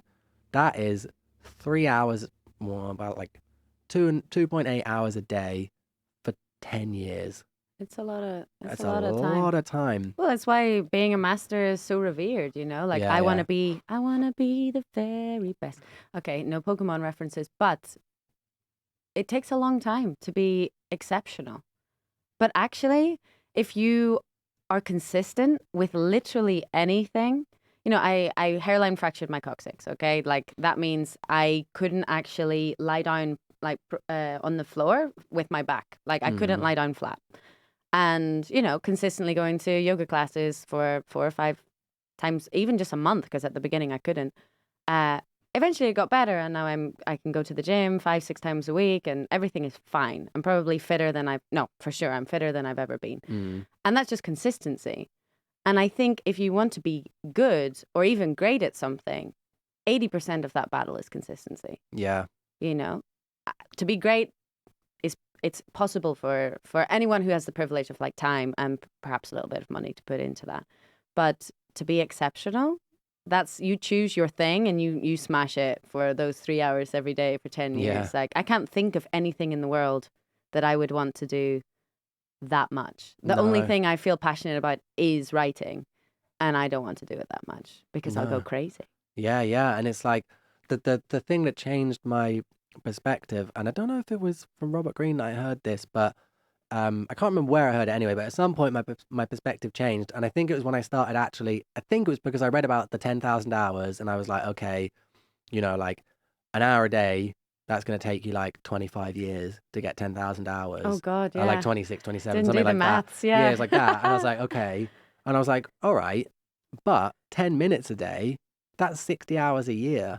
Like, and if you do something for 10 minutes per day, generally you're going to have 100% focus for 10 minutes or 20 minutes. You can focus perfectly on that one thing. Say it's playing a guitar, and like, then if you compound that for a year, for 10 minutes a day, 60 hours over the year, imagine if you had 60 focused hours of doing something. Like, you get pretty good. Yeah. Like you get to an okay level of that in 1 year. And in theory, you could do 3 things for 10 minutes per day, and you could be Pretty decent. like 60 hours worth of like focused work on something. Like, you could be pretty good. It's true, but I think there's a general misconception about this, that it's like, well, unless I'm going to be great, why would I bother? And I had a friend who last year, she was like, is it too late to learn the saxophone? She's like 27, it's really not. She's not like, I have a student who's 79 learning English, like, come on, this, like, high five, bitch, this is amazing. And she's like, is it too young to learn to start, or is it too young? Is it too old to learn saxophone? And she started, and now she's like joined a percussion band, and she's like there with her little saxophone in the back. And yes, damn it, bitch, all you had to do was practice and take the leap of faith, because you have to reconcile that you're not going to be the greatest saxophonist in the world, like, that's okay. Who isn't? 99.99999% of other people. So chill out, just do it. And that's the thing. It's like, you're not going to be the greatest one who has ever lived, but you're going to be better than everyone else who's never done that. Exactly. So everybody else is going to be impressed by whatever you do, because they can't do that. And it's like, and also, again, it's about like not putting these expectations, and I tend to, well, I've always been a dreamer, I've always had big ambition, big goals, but then I've learned recently that I have to rein those in a little bit, because if I dream about all these amazing things that I want to do, my body reacts as if I've done them already, and I enter this state of bliss where I'm like, cool, I can rest on my laurels because those are already done, and you stop doing it. And I only found out afterwards from Huberman, shout out to Huberman Lab, listen to his podcast. I love it so much. I only found out from him that there's a reason for that, that when you imagine these things, you can get a dopamine response from it, and then your body acts as if it's already done. You've and I was achieved like, it. And I was like, that's why. And I was like, right, I need to rein in these dreams, because obviously, like, they tell you, like, you hear a lot of things about, let's get a vision board, let's get this, visualize your future and all these different things. And I'm like, okay, maybe that's bullshit. Like, there's obviously some truth in it and having these goals there. But for me now, it's like, get those goals there and tuck them away. Like, I've got my far away goals, but ultimately my goal is being the best human that I can possibly be. And that is something that you can be present with everything. Am I going to be the best? I can be the best human I'm going to be by putting as much effort as I can in this conversation. I can be the best human I can be by trying to take care when I'm eating my food and, slow it down and chew more. I'm going to be the best human I'm going to be with every aspect. And it's like, that can be my goal. And then throw in a few hobbies and stuff. And if I'm always trying to do that, then I'll be fine. I just got to pause it for 1 second, let someone in. Okay, we're back in the game. Sorry about that, people. But yeah, I think that it's just important to have goals. And I think to have some realistic goals and to allow yourself to experience that satisfaction of achieving things. You know, my girlfriend, she loves writing lists. So then she can tick off the list. And like just having these little stupid goals. And for me, it always helps when I go out somewhere and say if I've done something, I've talked to some people, then to just kind of go over it afterwards and be like, oh, well, that was a nice conversation. Like, tick, success. Like my robot my mechanism robot has been mechanism. satisfied. And then it's like by going over these things, you're reprogramming yourself to like these things and to enjoy it. But on the topic of goals, what are your goals? What are your ambitions in life? Oh, okay. Mrs. Recovering Nihilist. Life has no purpose, no meaning. Yes, well, this is it. I have a split sort of dichotomy whenever it comes to the robot programming that I'm talking to you about, and I really believe in it, and I believe it works. But this exists symbiotically with the idea that essentially everything is meaningless, and that is quite a lovely, gorgeous thing. So I have to reconcile this fight almost on the daily. Like, I think I'm made up of very, very contradictory ideas. Like, if you pull the thread of my being, it's like nothing makes sense, actually. So I try to avoid talking about politics because I'm like, yes, I believe in a post-capital world, and and then people are like, oh, so you're a communist? It's like, okay, you know what? Let's not go there because utopia doesn't exist, and I don't think I would have a great time if it did anyway. So whenever it comes to goals, I'm not a big ambitious person. It's only recently that I've even really tapped into the idea of self-belief. I think I've really always struggled with this, and it's not anyone's fault. I think we always look back to childhood and parents and all of this, but they gave me the best shot that I had. It's just like my personality is just like quite self-critical, not because of anyone's seeds that they have planted inside my brain that I'm not worthwhile or worthy of success, but I guess I do have goals still, just to be like, okay, there is a reason to get out of the bed. Not just growing the booty, which is never going to happen, actually. It can't be a goal for me. It's impossible. I am going to die with a pancake ass. But goals in terms of, oh, yeah, I've got loads. Shit. See what I mean? It's like really, it's a real binary here. I would love to publish a collection of poems. I think I'd love to have that done by 2025. Because I have about 3 anthologies written, but all of them need re-editing. And of course, like, poets are just always rewriting the same poem. Like, you just write it in a different way and have a different title. You're always writing the same thing. It's always the same topic, but you dress it up and make it look different. So I want to do that. I have a post-punk band with my boyfriend. Oh, yeah, I saw one of those. I saw you perform that at ETC. Ah, yes. It was cool. So that was our first ever gig. It was pretty fresh. And yeah, we're writing a lot of songs. It's really, really nice to do this with someone that you're romantically involved with, although that adds a different kind of pressure. But I just give him my lyrics and he takes the guitar, then he has the pedal, and then he's like, yeah, I can get a friend to drum over this. In fact, I could drum over it. I know what to do. Da, da, da. And I'm like, fuck, man. It's like you wrote the words yourself. You just get it. So we're recording our first EP in June. That will be really exciting. I think I want to start to write like creative nonfiction. So for magazines, obviously not The New Yorker, but like in that kind of ilk of social commentary. I'm really, really interested in that, and tying together quite unrelated things. Like, I'm a really big fan of the podcaster and like Irish satirist Blind Boy, if you know Blind Boy. No, I'll have to go listen. Oh, yes, Blind Boy Boat Club. Really, really amazing. And he connects like the most absurd ideas. Like he will have a podcast just called Mystery Arse Pain, and then he'll have Victorian sex cults and the rise of the Terry's Orange. It's really, really opposing and just absurd topics, but somehow he works them together, and like how he speaks about them, especially even in a live context, is just overwhelmingly brilliant. So I want to go down that line of like writing more about reality creatively, but it's not my feelings, because I want to step away from this trauma competing that sometimes we experience at the open mics and at other events. So those are my three main ones: is get my foot in the door at a magazine.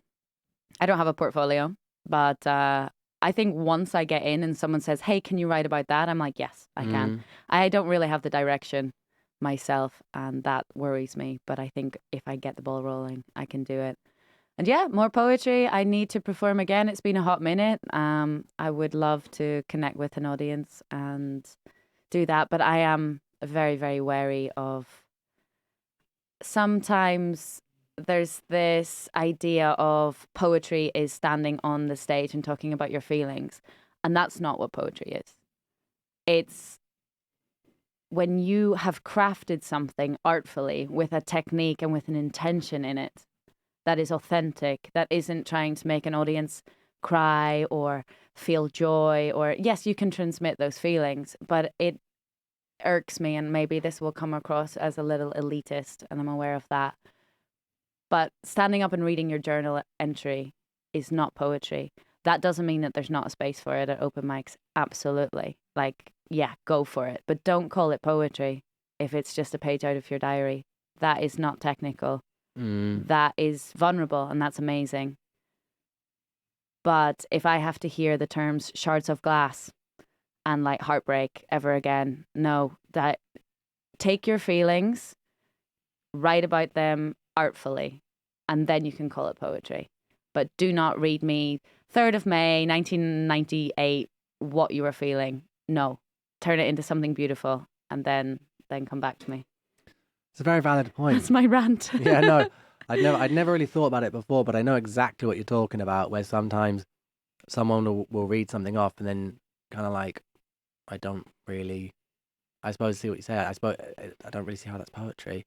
Yeah. It's a piece of something. It's expression, absolutely. But it's not poetry because, I don't know, I suppose for me, poetry, if I'm honest, I know very little about anything technical to do with poetry. I like rhyme. And that's a technique. I suppose that's a technique. And you have metaphors, you have similes. It's the only one I have, I suppose, is rhyming. Like, I can't write anything without rhyming.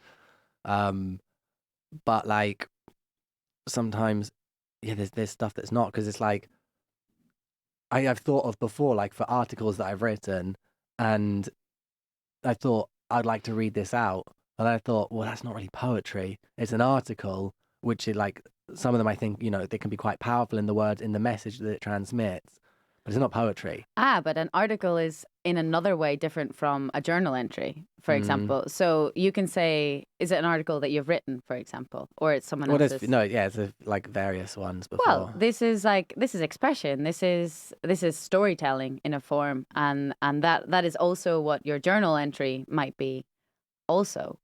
But neither of those things are poetry. But that's okay. I'm not saying there's no place for that. Absolutely. And I love it when people go up with like a story and there's a moral or a funny joke, or it's like there's a funny twist at the end, and then it turns out into like, oh, I might actually cry. This was a gorgeous story. There's always a place for that. It's just, I have many friends who are not interested in poetry, and I'm sure you do also.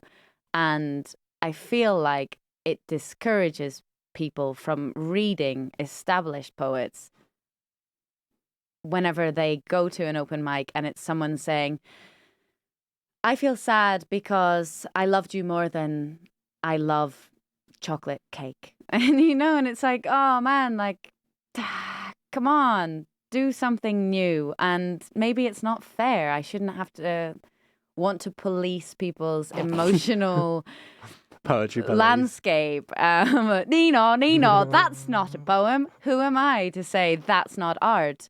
It's still art, but I just want to, if I could just give guidance to people creating, it's like, is there something nuanced within what you want to say? And if there isn't, perhaps take a moment and play with that and make something with those emotions, because they will lead to something wonderful. But that's why the editing process is so important. And raw is great, but actually you don't hone your craft if you don't take a second look at that and say, you know what, that doesn't quite work. And that sounds like a 14-year-old girl who's having a bad time at high school. And I don't want to relive that. Yeah, no, I know what you're saying. And like, I've started to feel recently, I haven't been writing as much, but I've started to feel almost that I'm hitting a wall with my writing. Because it's like, I know, for example, I can write funny poems about things, or I can write stories about different people, you know, that rhyme. I can make them rhyme, and that's fine. But that has a limit, you know, it has a limit. And I suppose what's made me realize this is that I was messing around on ChatGPT, making it write poems. And I was asking it to write poems about stuff I'd written poems about, you know, so like Angry Mosquito or The Old Man from Belfast. So I'm like, write a poem about an old man from Belfast who joined the IRA when he was younger and then turned away from that and repented for his sins or whatever. And it'll write one and it'll write a really nice piece. But then, like, I have to say, I still thought my one was better, but it bloody well should be. But then it kind of made me realize, wait a minute, like, how am I differentiating myself here?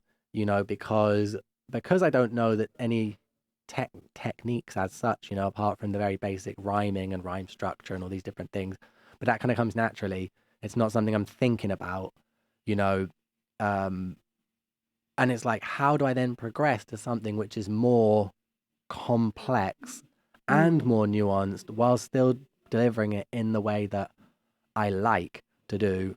Because it can be simple rhyme, you know, it can be ABAB, can be AABB, and that's really simple, but it's fine. If it's done really well. Otherwise, seeing ChatGPT just churn out these things that rhyme fine, I'm like, okay, just rhyming's not enough. And there are some parts of my poetry, I suppose, where there's some lines where I'm like, okay, that was really nice, like pat on the back. But then the rest of them, I'm a bit like, okay, you know, these are words and they're okay. You know, sometimes I also find myself sometimes not using certain words because I'm like, what if the audience doesn't know that word? Right. So And I'm like, because then if they don't know that word, which if it's changes the entire. then it changes the whole thing, and they might not pick up on that word. And then I'm like, especially seeing as here is like an international audience, I'm like, they might not know that word, and then that'll ruin the whole poem. Because not the whole poem, the meaning is lost in this the meaning's particular totally lost, part. and then as soon as the meaning's lost in there, then people lose interest. I didn't I'm fully like, get it, but I enjoyed it. This is not what you want to hear. But this is a problem that is specific to performance poetry and to obviously being in an international community where not everyone is speaking English as their first language.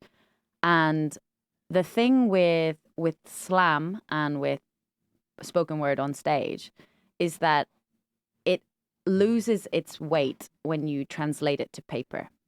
If I showed you a poem that I have had published in, I don't know, an American journal versus a poem that I wrote for a slam competition, you would say like, wow, this is, maybe you wouldn't, but you'd say, I can see that this has used like a lot of complex, dense imagery, and you're going somewhere and you've used a metaphor and it's like snowballing and it has a beginning, a middle, and end, but it could just drop off and it has a beautiful shape on the paper. A slam poem is more simple. It's more direct because you don't know your audience, but you know that if you're going to use a very complicated metaphor, they're going to get lost. They're going to lose interest and you're not going to win the competition. Or if it's just for an open mic, you're not going to captivate them the way that you would like. So the language has to be simpler. You do more obvious rhymes because there's a lyrical nature whenever you're reading out loud than inside your head. And for me, it's a completely different writing. Now I find it very hard to write for publication because I'm so used to doing this like more simpler, bolder slam stuff. And yeah, I think it's a very thin line to tread whenever you are like, oh, but I don't want to use this language in particular because what if it falls on deaf ears, you know? What if I'm Yeah. not understood? And then it kind of ruins your vibe up there. You're like, oh, they didn't know what that meant. Shit. Yeah. It's a risk you have to take, I guess. But for me, performance poetry will always have to be a little bit simpler. Poetry's dense for everyone. Like, Yeah. yeah. Yeah, it's complicated to follow. It's hard to follow along to it. Like, part of me thought before that if like I had my own show or something, then I would put the lyrics up behind Mm. as I performed, because I thought, you know, like some people prefer to read and some people prefer to listen. And that's fine, but then you have those lyrics there for if they want. But then I'm like, but then does that mean that everyone will automatically be reading and not listening? Or, but yeah, because it is. Do you know what I mean? To listen intently for 3 or 4 minutes to something is difficult. Because if you lose concentration for a few seconds, then you're out of it. And then it's like sometimes I'm like, ugh, and then I can't be bothered to kind of like put myself back in because I'm like, well, I've missed half of that now. I've just been daydreaming about when I'm What next to- going to eat some chips or I knew something. it. I was gonna say what you can have for dinner. Yeah, no, this happens, but actually sometimes I lose my train of thought whenever I'm listening. Not so much anymore. I try really, really hard to pay attention, especially when someone it's like their first time or whatever. But if I do somehow get distracted and zone out for like 20 seconds, I find that I'm sometimes really surprised when I finally go like, oh, fuck, pay attention. And then I'm still blown away. And I'm like, that must have been a really good poem, actually, because you blew me away and I missed 20 seconds of vital information. And that's cool. People are doing some really, really cool stuff out there. Like, yeah, it's been interesting seeing how the scene has evolved the past couple of years. And It is cool seeing people get better.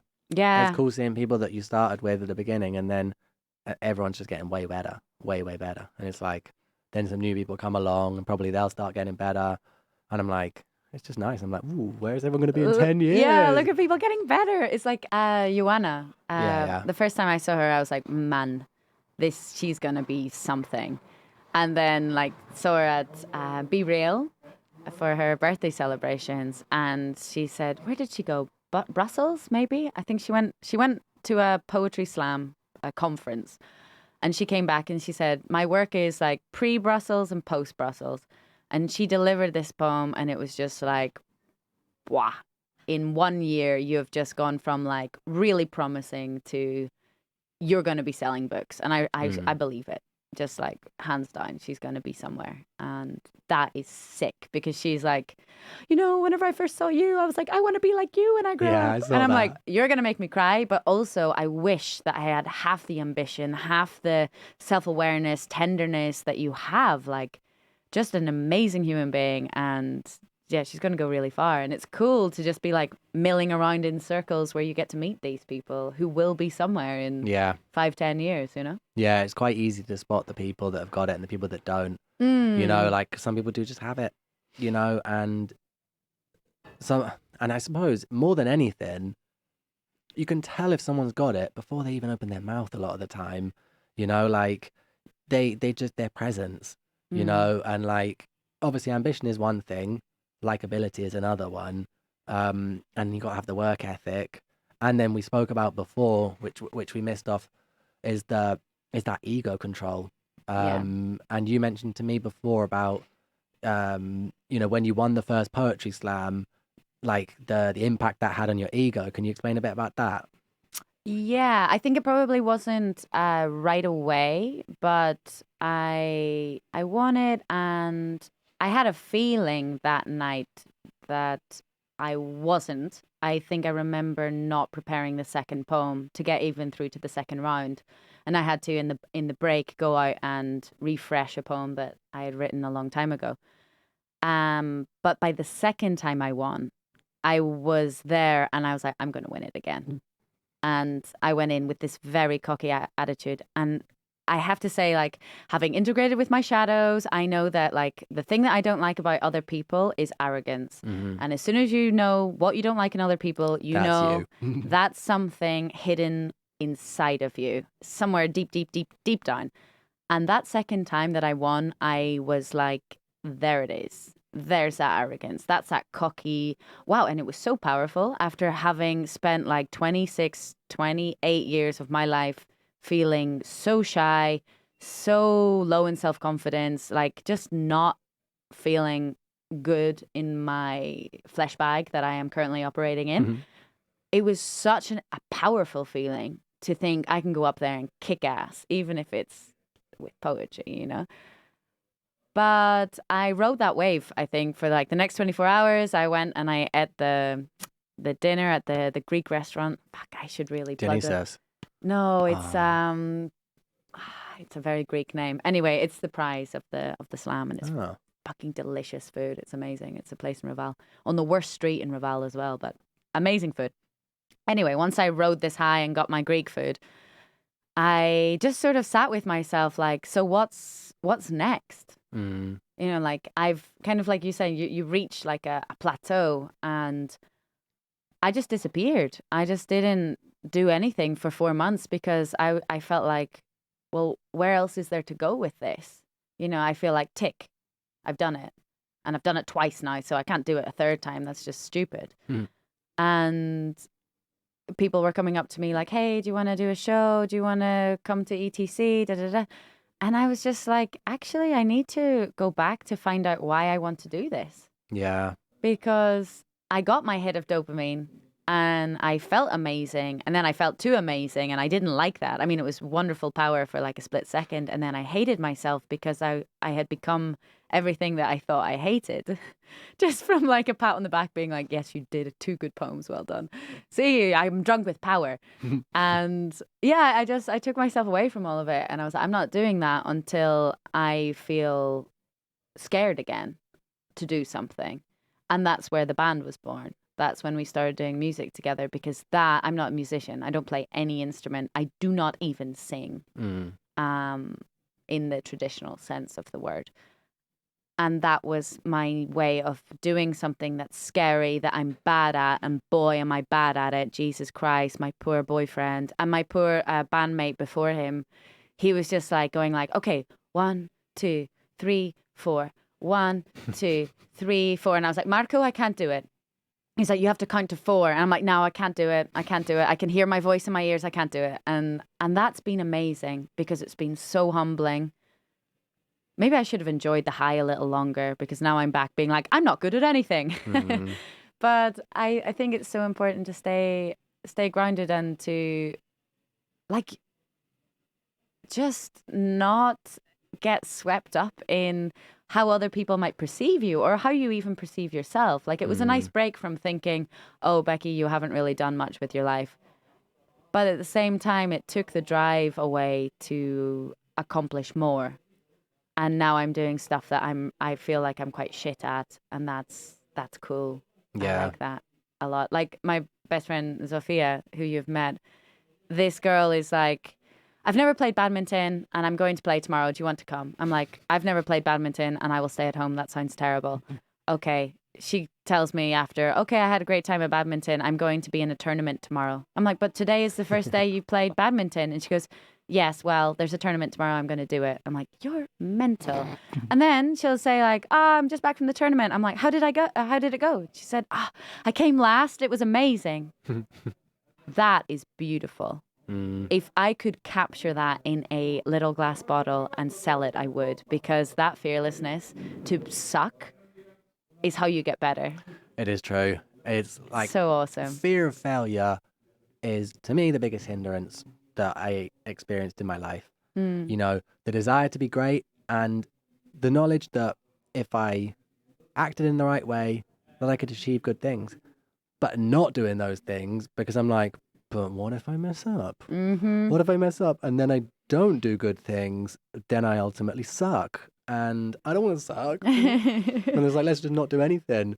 And I think that, like, you know, going on the stage, it gives you that experience of doing something, and maybe it doesn't go that well, maybe it does go well, but it's like, it's scary, and then you get some sort of feedback from it, and it's kind of like, it's a really quick way of experiencing feedback and experiencing fear as well, and life. But I just think that I'm also very interested in the psychology of success, I would like to be successful in, broadly speaking, you know, and by success, I mean have enough material wealth to not be worried, have enough material wealth to be able to give material wealth, and have enough material wealth to ultimately be able to create projects, angel invest, and, you know, do cool things with the money. I would like to, you know, be successful in the sense that I'm happy with who I am. I'm happy with what I'm doing. I'm proud of myself, and I'm the best person. I know that each day I'm the best person I could possibly be that day. That to me is success. But then when you throw in something like performance, it's like you say, maybe you go to poetry slam and maybe you win it. Maybe today you're in front of a crowd of 50 and tomorrow you're in front of a crowd of 5,000, you know, because you decide to just carry on at that path because you love it. Or maybe you're a writer and then you end up in, you know, your favorite magazine and you're writing for an audience of 500,000 or something. It's like, what, how can you start coping with that level of fame and compliments from people, you know, because I think that obviously anything like this, any creative art is, it's vulnerable. It's super vulnerable. And a lot of people, well, most of the people I speak to feel pretty shit about themselves in general. In fact, just a lot of people in life feel a bit pretty shit about themselves. Yeah, I think it's just the human condition. It's the human condition. So then when you feel shit about yourself, but then you actually have 10 people be like, that was amazing, then it's like you can swivel over to the other side and be like, well, these people are telling me I'm amazing. Great. Yeah. I believe them. You know, because I suppose that's when you don't have a solid sense of who you are. Yes, and whenever it's so easily influenced. When you're so easily people. influenced, and it's like people tell you you're shit, you're like, well, I'm shit. People tell you you're good, they're like, well, I'm good. I believe them. And I know that that's something I was guilty of, is just listening to what other people say. Unfortunately, in my life, people have been pretty nice to me, really, overall, and always said nice things to me and seem to have supported me way more than I support myself. And I think maybe that's part of the reason why the fear of failure, when everyone's telling you you're good and you're going to be good at things and you're going to do well, then you're like, well, all these people are telling me that. I'm going to let them down if that's not true. Ooh, and it's like, yeah. And okay. I've thought this through, you know, so much. Like, where do these feelings come from? And I don't know if it's from like almost from being separated and having people tell you these things from an early age, and then it just builds into you, and then it's that fear of failure. It is the fear of failure that you're so just like letting people down in the end. It's letting people down. Ultimately, you're letting yourself down. Oh, but yeah. It's about, like, obviously, you'd rather be told that you're going to do well and be successful than be told you're an idiot. So it's like, if you're being told those things, obviously you want to believe them, and maybe deep down you know it's true. But if you're not acting in a way that's congruent with what they're saying, then it's like, I'm a letdown. Every single day, I'm a letdown. If people are expecting you to ace an exam and you don't ace an exam, you failed. Well, this is your why bar is so high. People are frozen by failure. It's like, you expect me to be really good at this thing, and what if I flop? So I'm not going to do it, because hypothetically, in your mind and in my mind, I can succeed at this. So why would I do it? And what if it goes wrong? And then I will disprove your hypothesis that I'm brilliant at this, and it's safer to stay in the zone in which you didn't try. But people have the conception about you that you're very good at it. Yeah. But you didn't go the full way. So no one knows, oh, I could have been a fantastic on-stage poet. I could have been a best-selling writer. But I didn't do it. But people told me I could. So that's nice. Oof. Yeah, this is one of my biggest fears, is that it's like people expect something from you and you don't do it because you're like, well, what if it doesn't work out? Now I really don't give a shit. Like, whenever I think about, how do people perceive me?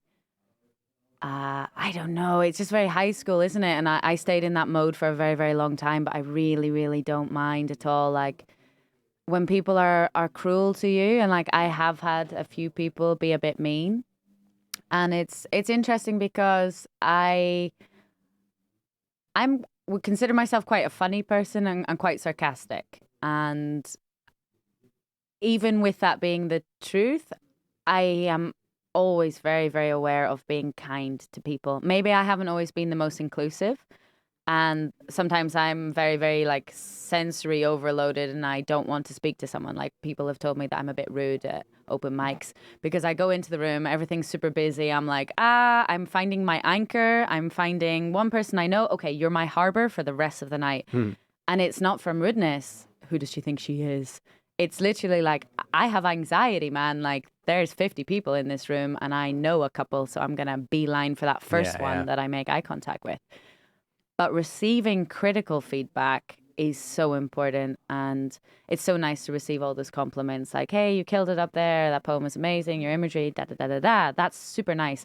But if you listen to the good stuff and give that weight, then you have to listen to the bad stuff and give that weight. And you need to choose. Do I not listen to anything? Because you can't just listen to the good stuff. Or do I listen to them with equal merit, with open ears? And also looking for if the feedback is not constructive. If it's just mean. Like it happened to me a few months ago here, actually. He was an asshole. But I was really shook up after it. What did he say? He said, I saw you at Joanna's gate. Oh, no, now I think maybe you can probably narrow it down to who it was because there wasn't many men at that event. But he said... Fortunately for you, I and this person, I also have a terrible memory. Oh, perfect. And I was sat right at the back, so I don't really know anyone. Okay, super. Yeah, I don't know why I'm protecting him. The only people I really know would be like Jan, and I can't imagine Jan saying that. Oh my God, I love Jan. Yeah, who wouldn't say that? I was thinking about him yesterday. I need to message him. Jan, I need you in my life again. No, well, this man said, I saw you at Joanna's gig and it seemed like you're very immature and that you hadn't really practiced very well. Are you new to the scene? Have you been writing long? And it completely blindsided me because, first of all, I think I was one of the only people who didn't read for both poems. So I had memorized, it was inside of me.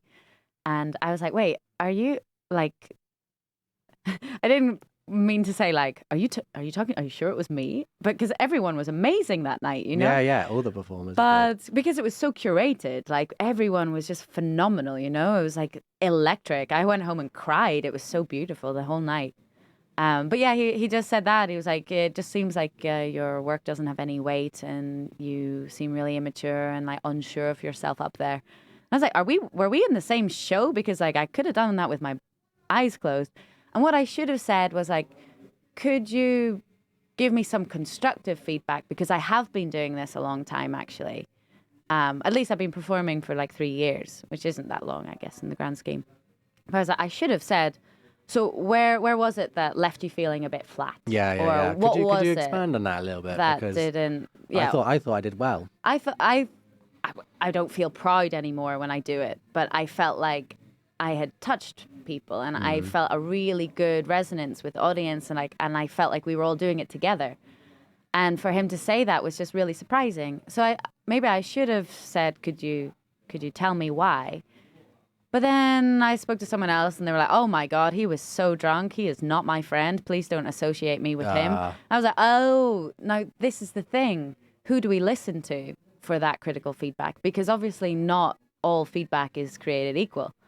And we need to be careful who we listen to because there are going to be some people who are absolute dickheads. Just mean for the sake of being mean. Mean because like when was the last time you stood up on stage in front of however many people and shared something personal about your home country or whatever, you know? When was the last time you did something scary? Because all I know is that you have a drinking problem and you're mean to people. You know? You're mean. You're mean. And I wasn't the only person he was mean to. But it's just like, man, life is so hard. Even whenever I don't really gel with someone's poem, I will find something beautiful.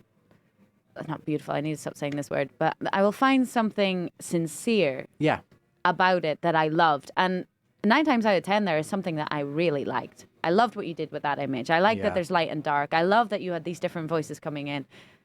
You know? Like, there's always something positive to say. That's what I mean. I always try to, like, because at these events, I don't mind approaching people, especially if they've performed, because that's an icebreaker straight away. So it's like, you go in and be like, oh, I liked your performance. And again, sometimes I'm not a huge fan of the overall thing, but there's always a positive you can take from it. There's always something nice you can say about it. And it's just a really nice thing to, when that person's done it, it's just a nice thing to go and tell them that there's something cool you liked about it. Yeah. And that is some feedback because maybe it's like, oh, I really like this metaphor. or something, and then they'll take that away and think, oh, okay. That was so a strong that's a strong thing. metaphor.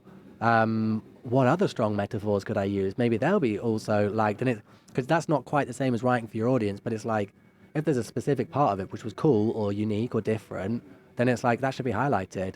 Absolutely. This is what you're good at doing. Do more of it. Yeah, yeah. Like, I think it's so important to tell people what they have done well. When you were talking about Jan there, an amazing, the most sensitive and just creative person I think I've ever met in my life, just unbelievably thoughtful. He had a story that he was in school and he was, I'm going to butcher the story, so I'm not even going to tell it, but he was in art class and basically his teacher was not very encouraging. Now, if you've seen his collages and the work that he does. I bought one of them. I hung up yesterday. I've been waiting for the right place. It's so cool. Nice. He's so talented and works in a way that I haven't seen before. Yeah, yeah. Like, I also have one. I just love it. And the idea that someone discouraged him from expressing this side of himself breaks my heart.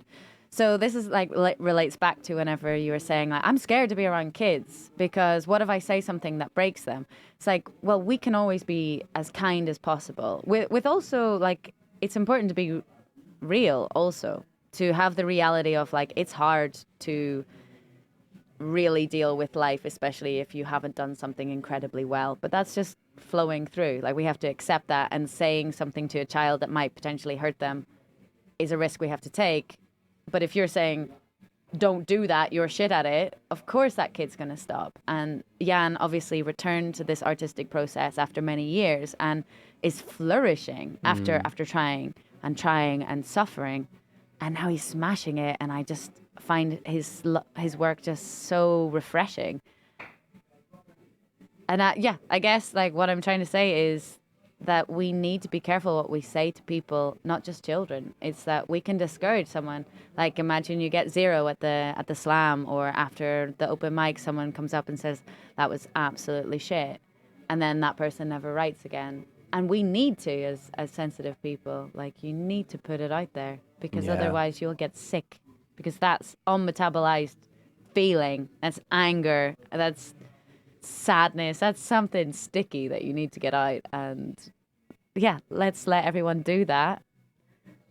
But I'm just saying, don't read your journal entry and call it poetry. Yeah, I had in the poetry slam that I did, I came last, totally fairly, and but then afterwards someone came up to me and she said she really liked the poem. She gave like a pretty insightful comment about it, saying that it had made her think of this, and just a really nice comment. And I'm like, I was happy with myself anyway for getting up on the stage and doing it. But then when just hearing that from that one person, the audience, there's probably like 100 people in the audience or something like that, but it's like that one person comes up and says that, and I'm like, cool. Yeah. So I mean, like, super cool. nice, It's right? just one person saying one nice thing. You're like, oh, cool. One person liked it. Which is actually a lot. Like, Which when is you quite a think about lot. it, your day-to-day life, like, I ain't getting compliments left, right, and center about nothing, Like, to hear one good thing from a stranger, that's nice. Yeah, it's When I cool. go to buy tobacco and this lady at the counter is like, wow, you speak good Spanish. It's a lie, I don't. I'm like, yes, bitch. Yeah, tell me that again. Can I have that in writing? Yeah. Like, someone said this about my Spanish once. Cool. Put Like, that on the nice CV. stuff. Yeah, like A1. Have been told my Spanish is good by the lady at the tobacco store. Exactly. No, there's life goals. That would actually probably be quite a funny thing to put on a CV. I feel like that could actually work. Like, Oh, yeah. Like, have been told my Spanish is good on more than one occasion. reference. Maria Jesus at the Tabac San Violiatana. Yeah. Okay, so we're going to start wrapping up now because there's a bit of noise outside. I don't know if it's coming through on the microphone. But before we go, it is customary to ask for the words of wisdom from Beckie. What are your words of wisdom to the audience? Wow. Okay. So I should have known this since I listened to all the podcasts and you do this preliminary. Yeah. Okay. Words of wisdom. Apart from the journal poetry thing, no, I'm kidding. I think the most important thing is like in this certain generation and in this time that we're living, I think it's really, really important to practice kindness towards yourself, not in this sort of hyper-individualistic self-care. I don't subscribe to this. But I mean, like, watch the language that you use towards yourself because it does spill out onto others. And that's really what I wanted the advice to focus on, is that be aware of the shit that you are projecting because of your own stories. You shape your world more than you realize. And the things that you tell yourself about you, about the people around you, about the city you live in, about your job, about other people's jobs, about material wealth, about ideology, everything shapes the lens that you see the world with. And that is completely within your power. And when you realize that, the world gets less scary. Mental health bad days get fewer because you realize that you have a certain level of privilege to choose how beautiful or how joyful your life can be. And sometimes it's a fucking shitter. It's true. But surround yourself with good people who have your back. And I think I agree with what you say. It's like showing up and being the best that you can do. I mean, maybe not every day because that sounds exhausting as hell, but as No much. rest. No rest. Be nice. You know, that's it. Just, yeah, try and show up and be good. That's it. Wise words there from Beckie. So, I don't think you'll have seen this yet officially, but you may be aware that there's another little present coming now, which is the Dun, Quest for dun, Wisdom dun. t-shirt. Yes. I mean, can people see that this beautiful envelope? Oh yeah. Oh yeah, she got her invitation today with my terrible handwriting on the front. I actually really like your handwriting, but it's like got a 5-year-old. the Quest for Wisdom stamp. It's like the most gorgeous thing I'm a pretty sentimental person, so this will be going into the box. Oh, cool. Thank you so much. And here is your t-shirt. Oh my God, yeah. Oh, so exciting. Give me a hug. Thanks for having me. You're welcome. Oh, plug yourself. Where can people find you? Oh, okay. So, I mean, I have just Instagram at this moment and it's not focused for poetry, but in August, I will be releasing my Substack for general public viewing. And I'm going to do like little articles on a weekly basis. So if you follow me at Instagram at Beckie, Beckie, Stew, Stew, delicious stew. That's where you can find me, and I will plug that in summer, basically. So I'll be doing some writing things, and if I do any... Oh, and also the band, Elefant Woder, is the post-punk band. We do like, just anti-capitalist anthems is basically how I would say it. And it's Elefant Woder, ELEFANTWODER,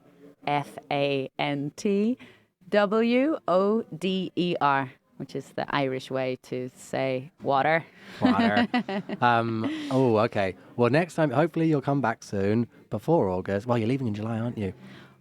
July, August. So hopefully you'll come back soon, and then we can touch on the anti-capitalism. Yes, let's do it. I was a little bit scared to get into it because I didn't want you to bombard me with like, well, communism isn't the answer. And I'm like, well, I do realize that. Okay. I'm glad at least we're on the same page for that. Okay. Thank you so much. Goodbye, everybody. Farewell. Bye. Thank you for listening to the Quest for Wisdom podcast with your host, Connor Monaghan. If you enjoyed the episode and would like to support the show, then please like it, subscribe, and leave a review on whichever platform you are using. This small act is a massive help and is hugely appreciated. You can find more information about all of our guests on thequestforwisdom.com and follow us at The Quest for Wisdom on Instagram, Facebook, and Twitter for exciting updates. We also have a Patreon account for anyone who would like to contribute towards the running of the show. Finally, I would like to thank the Comedy Clubhouse in Barcelona for allowing us to record here and for their ongoing support. If you are ever in Barcelona, make sure to check it out for daily shows of comedy and performance art in English. Farewell for now.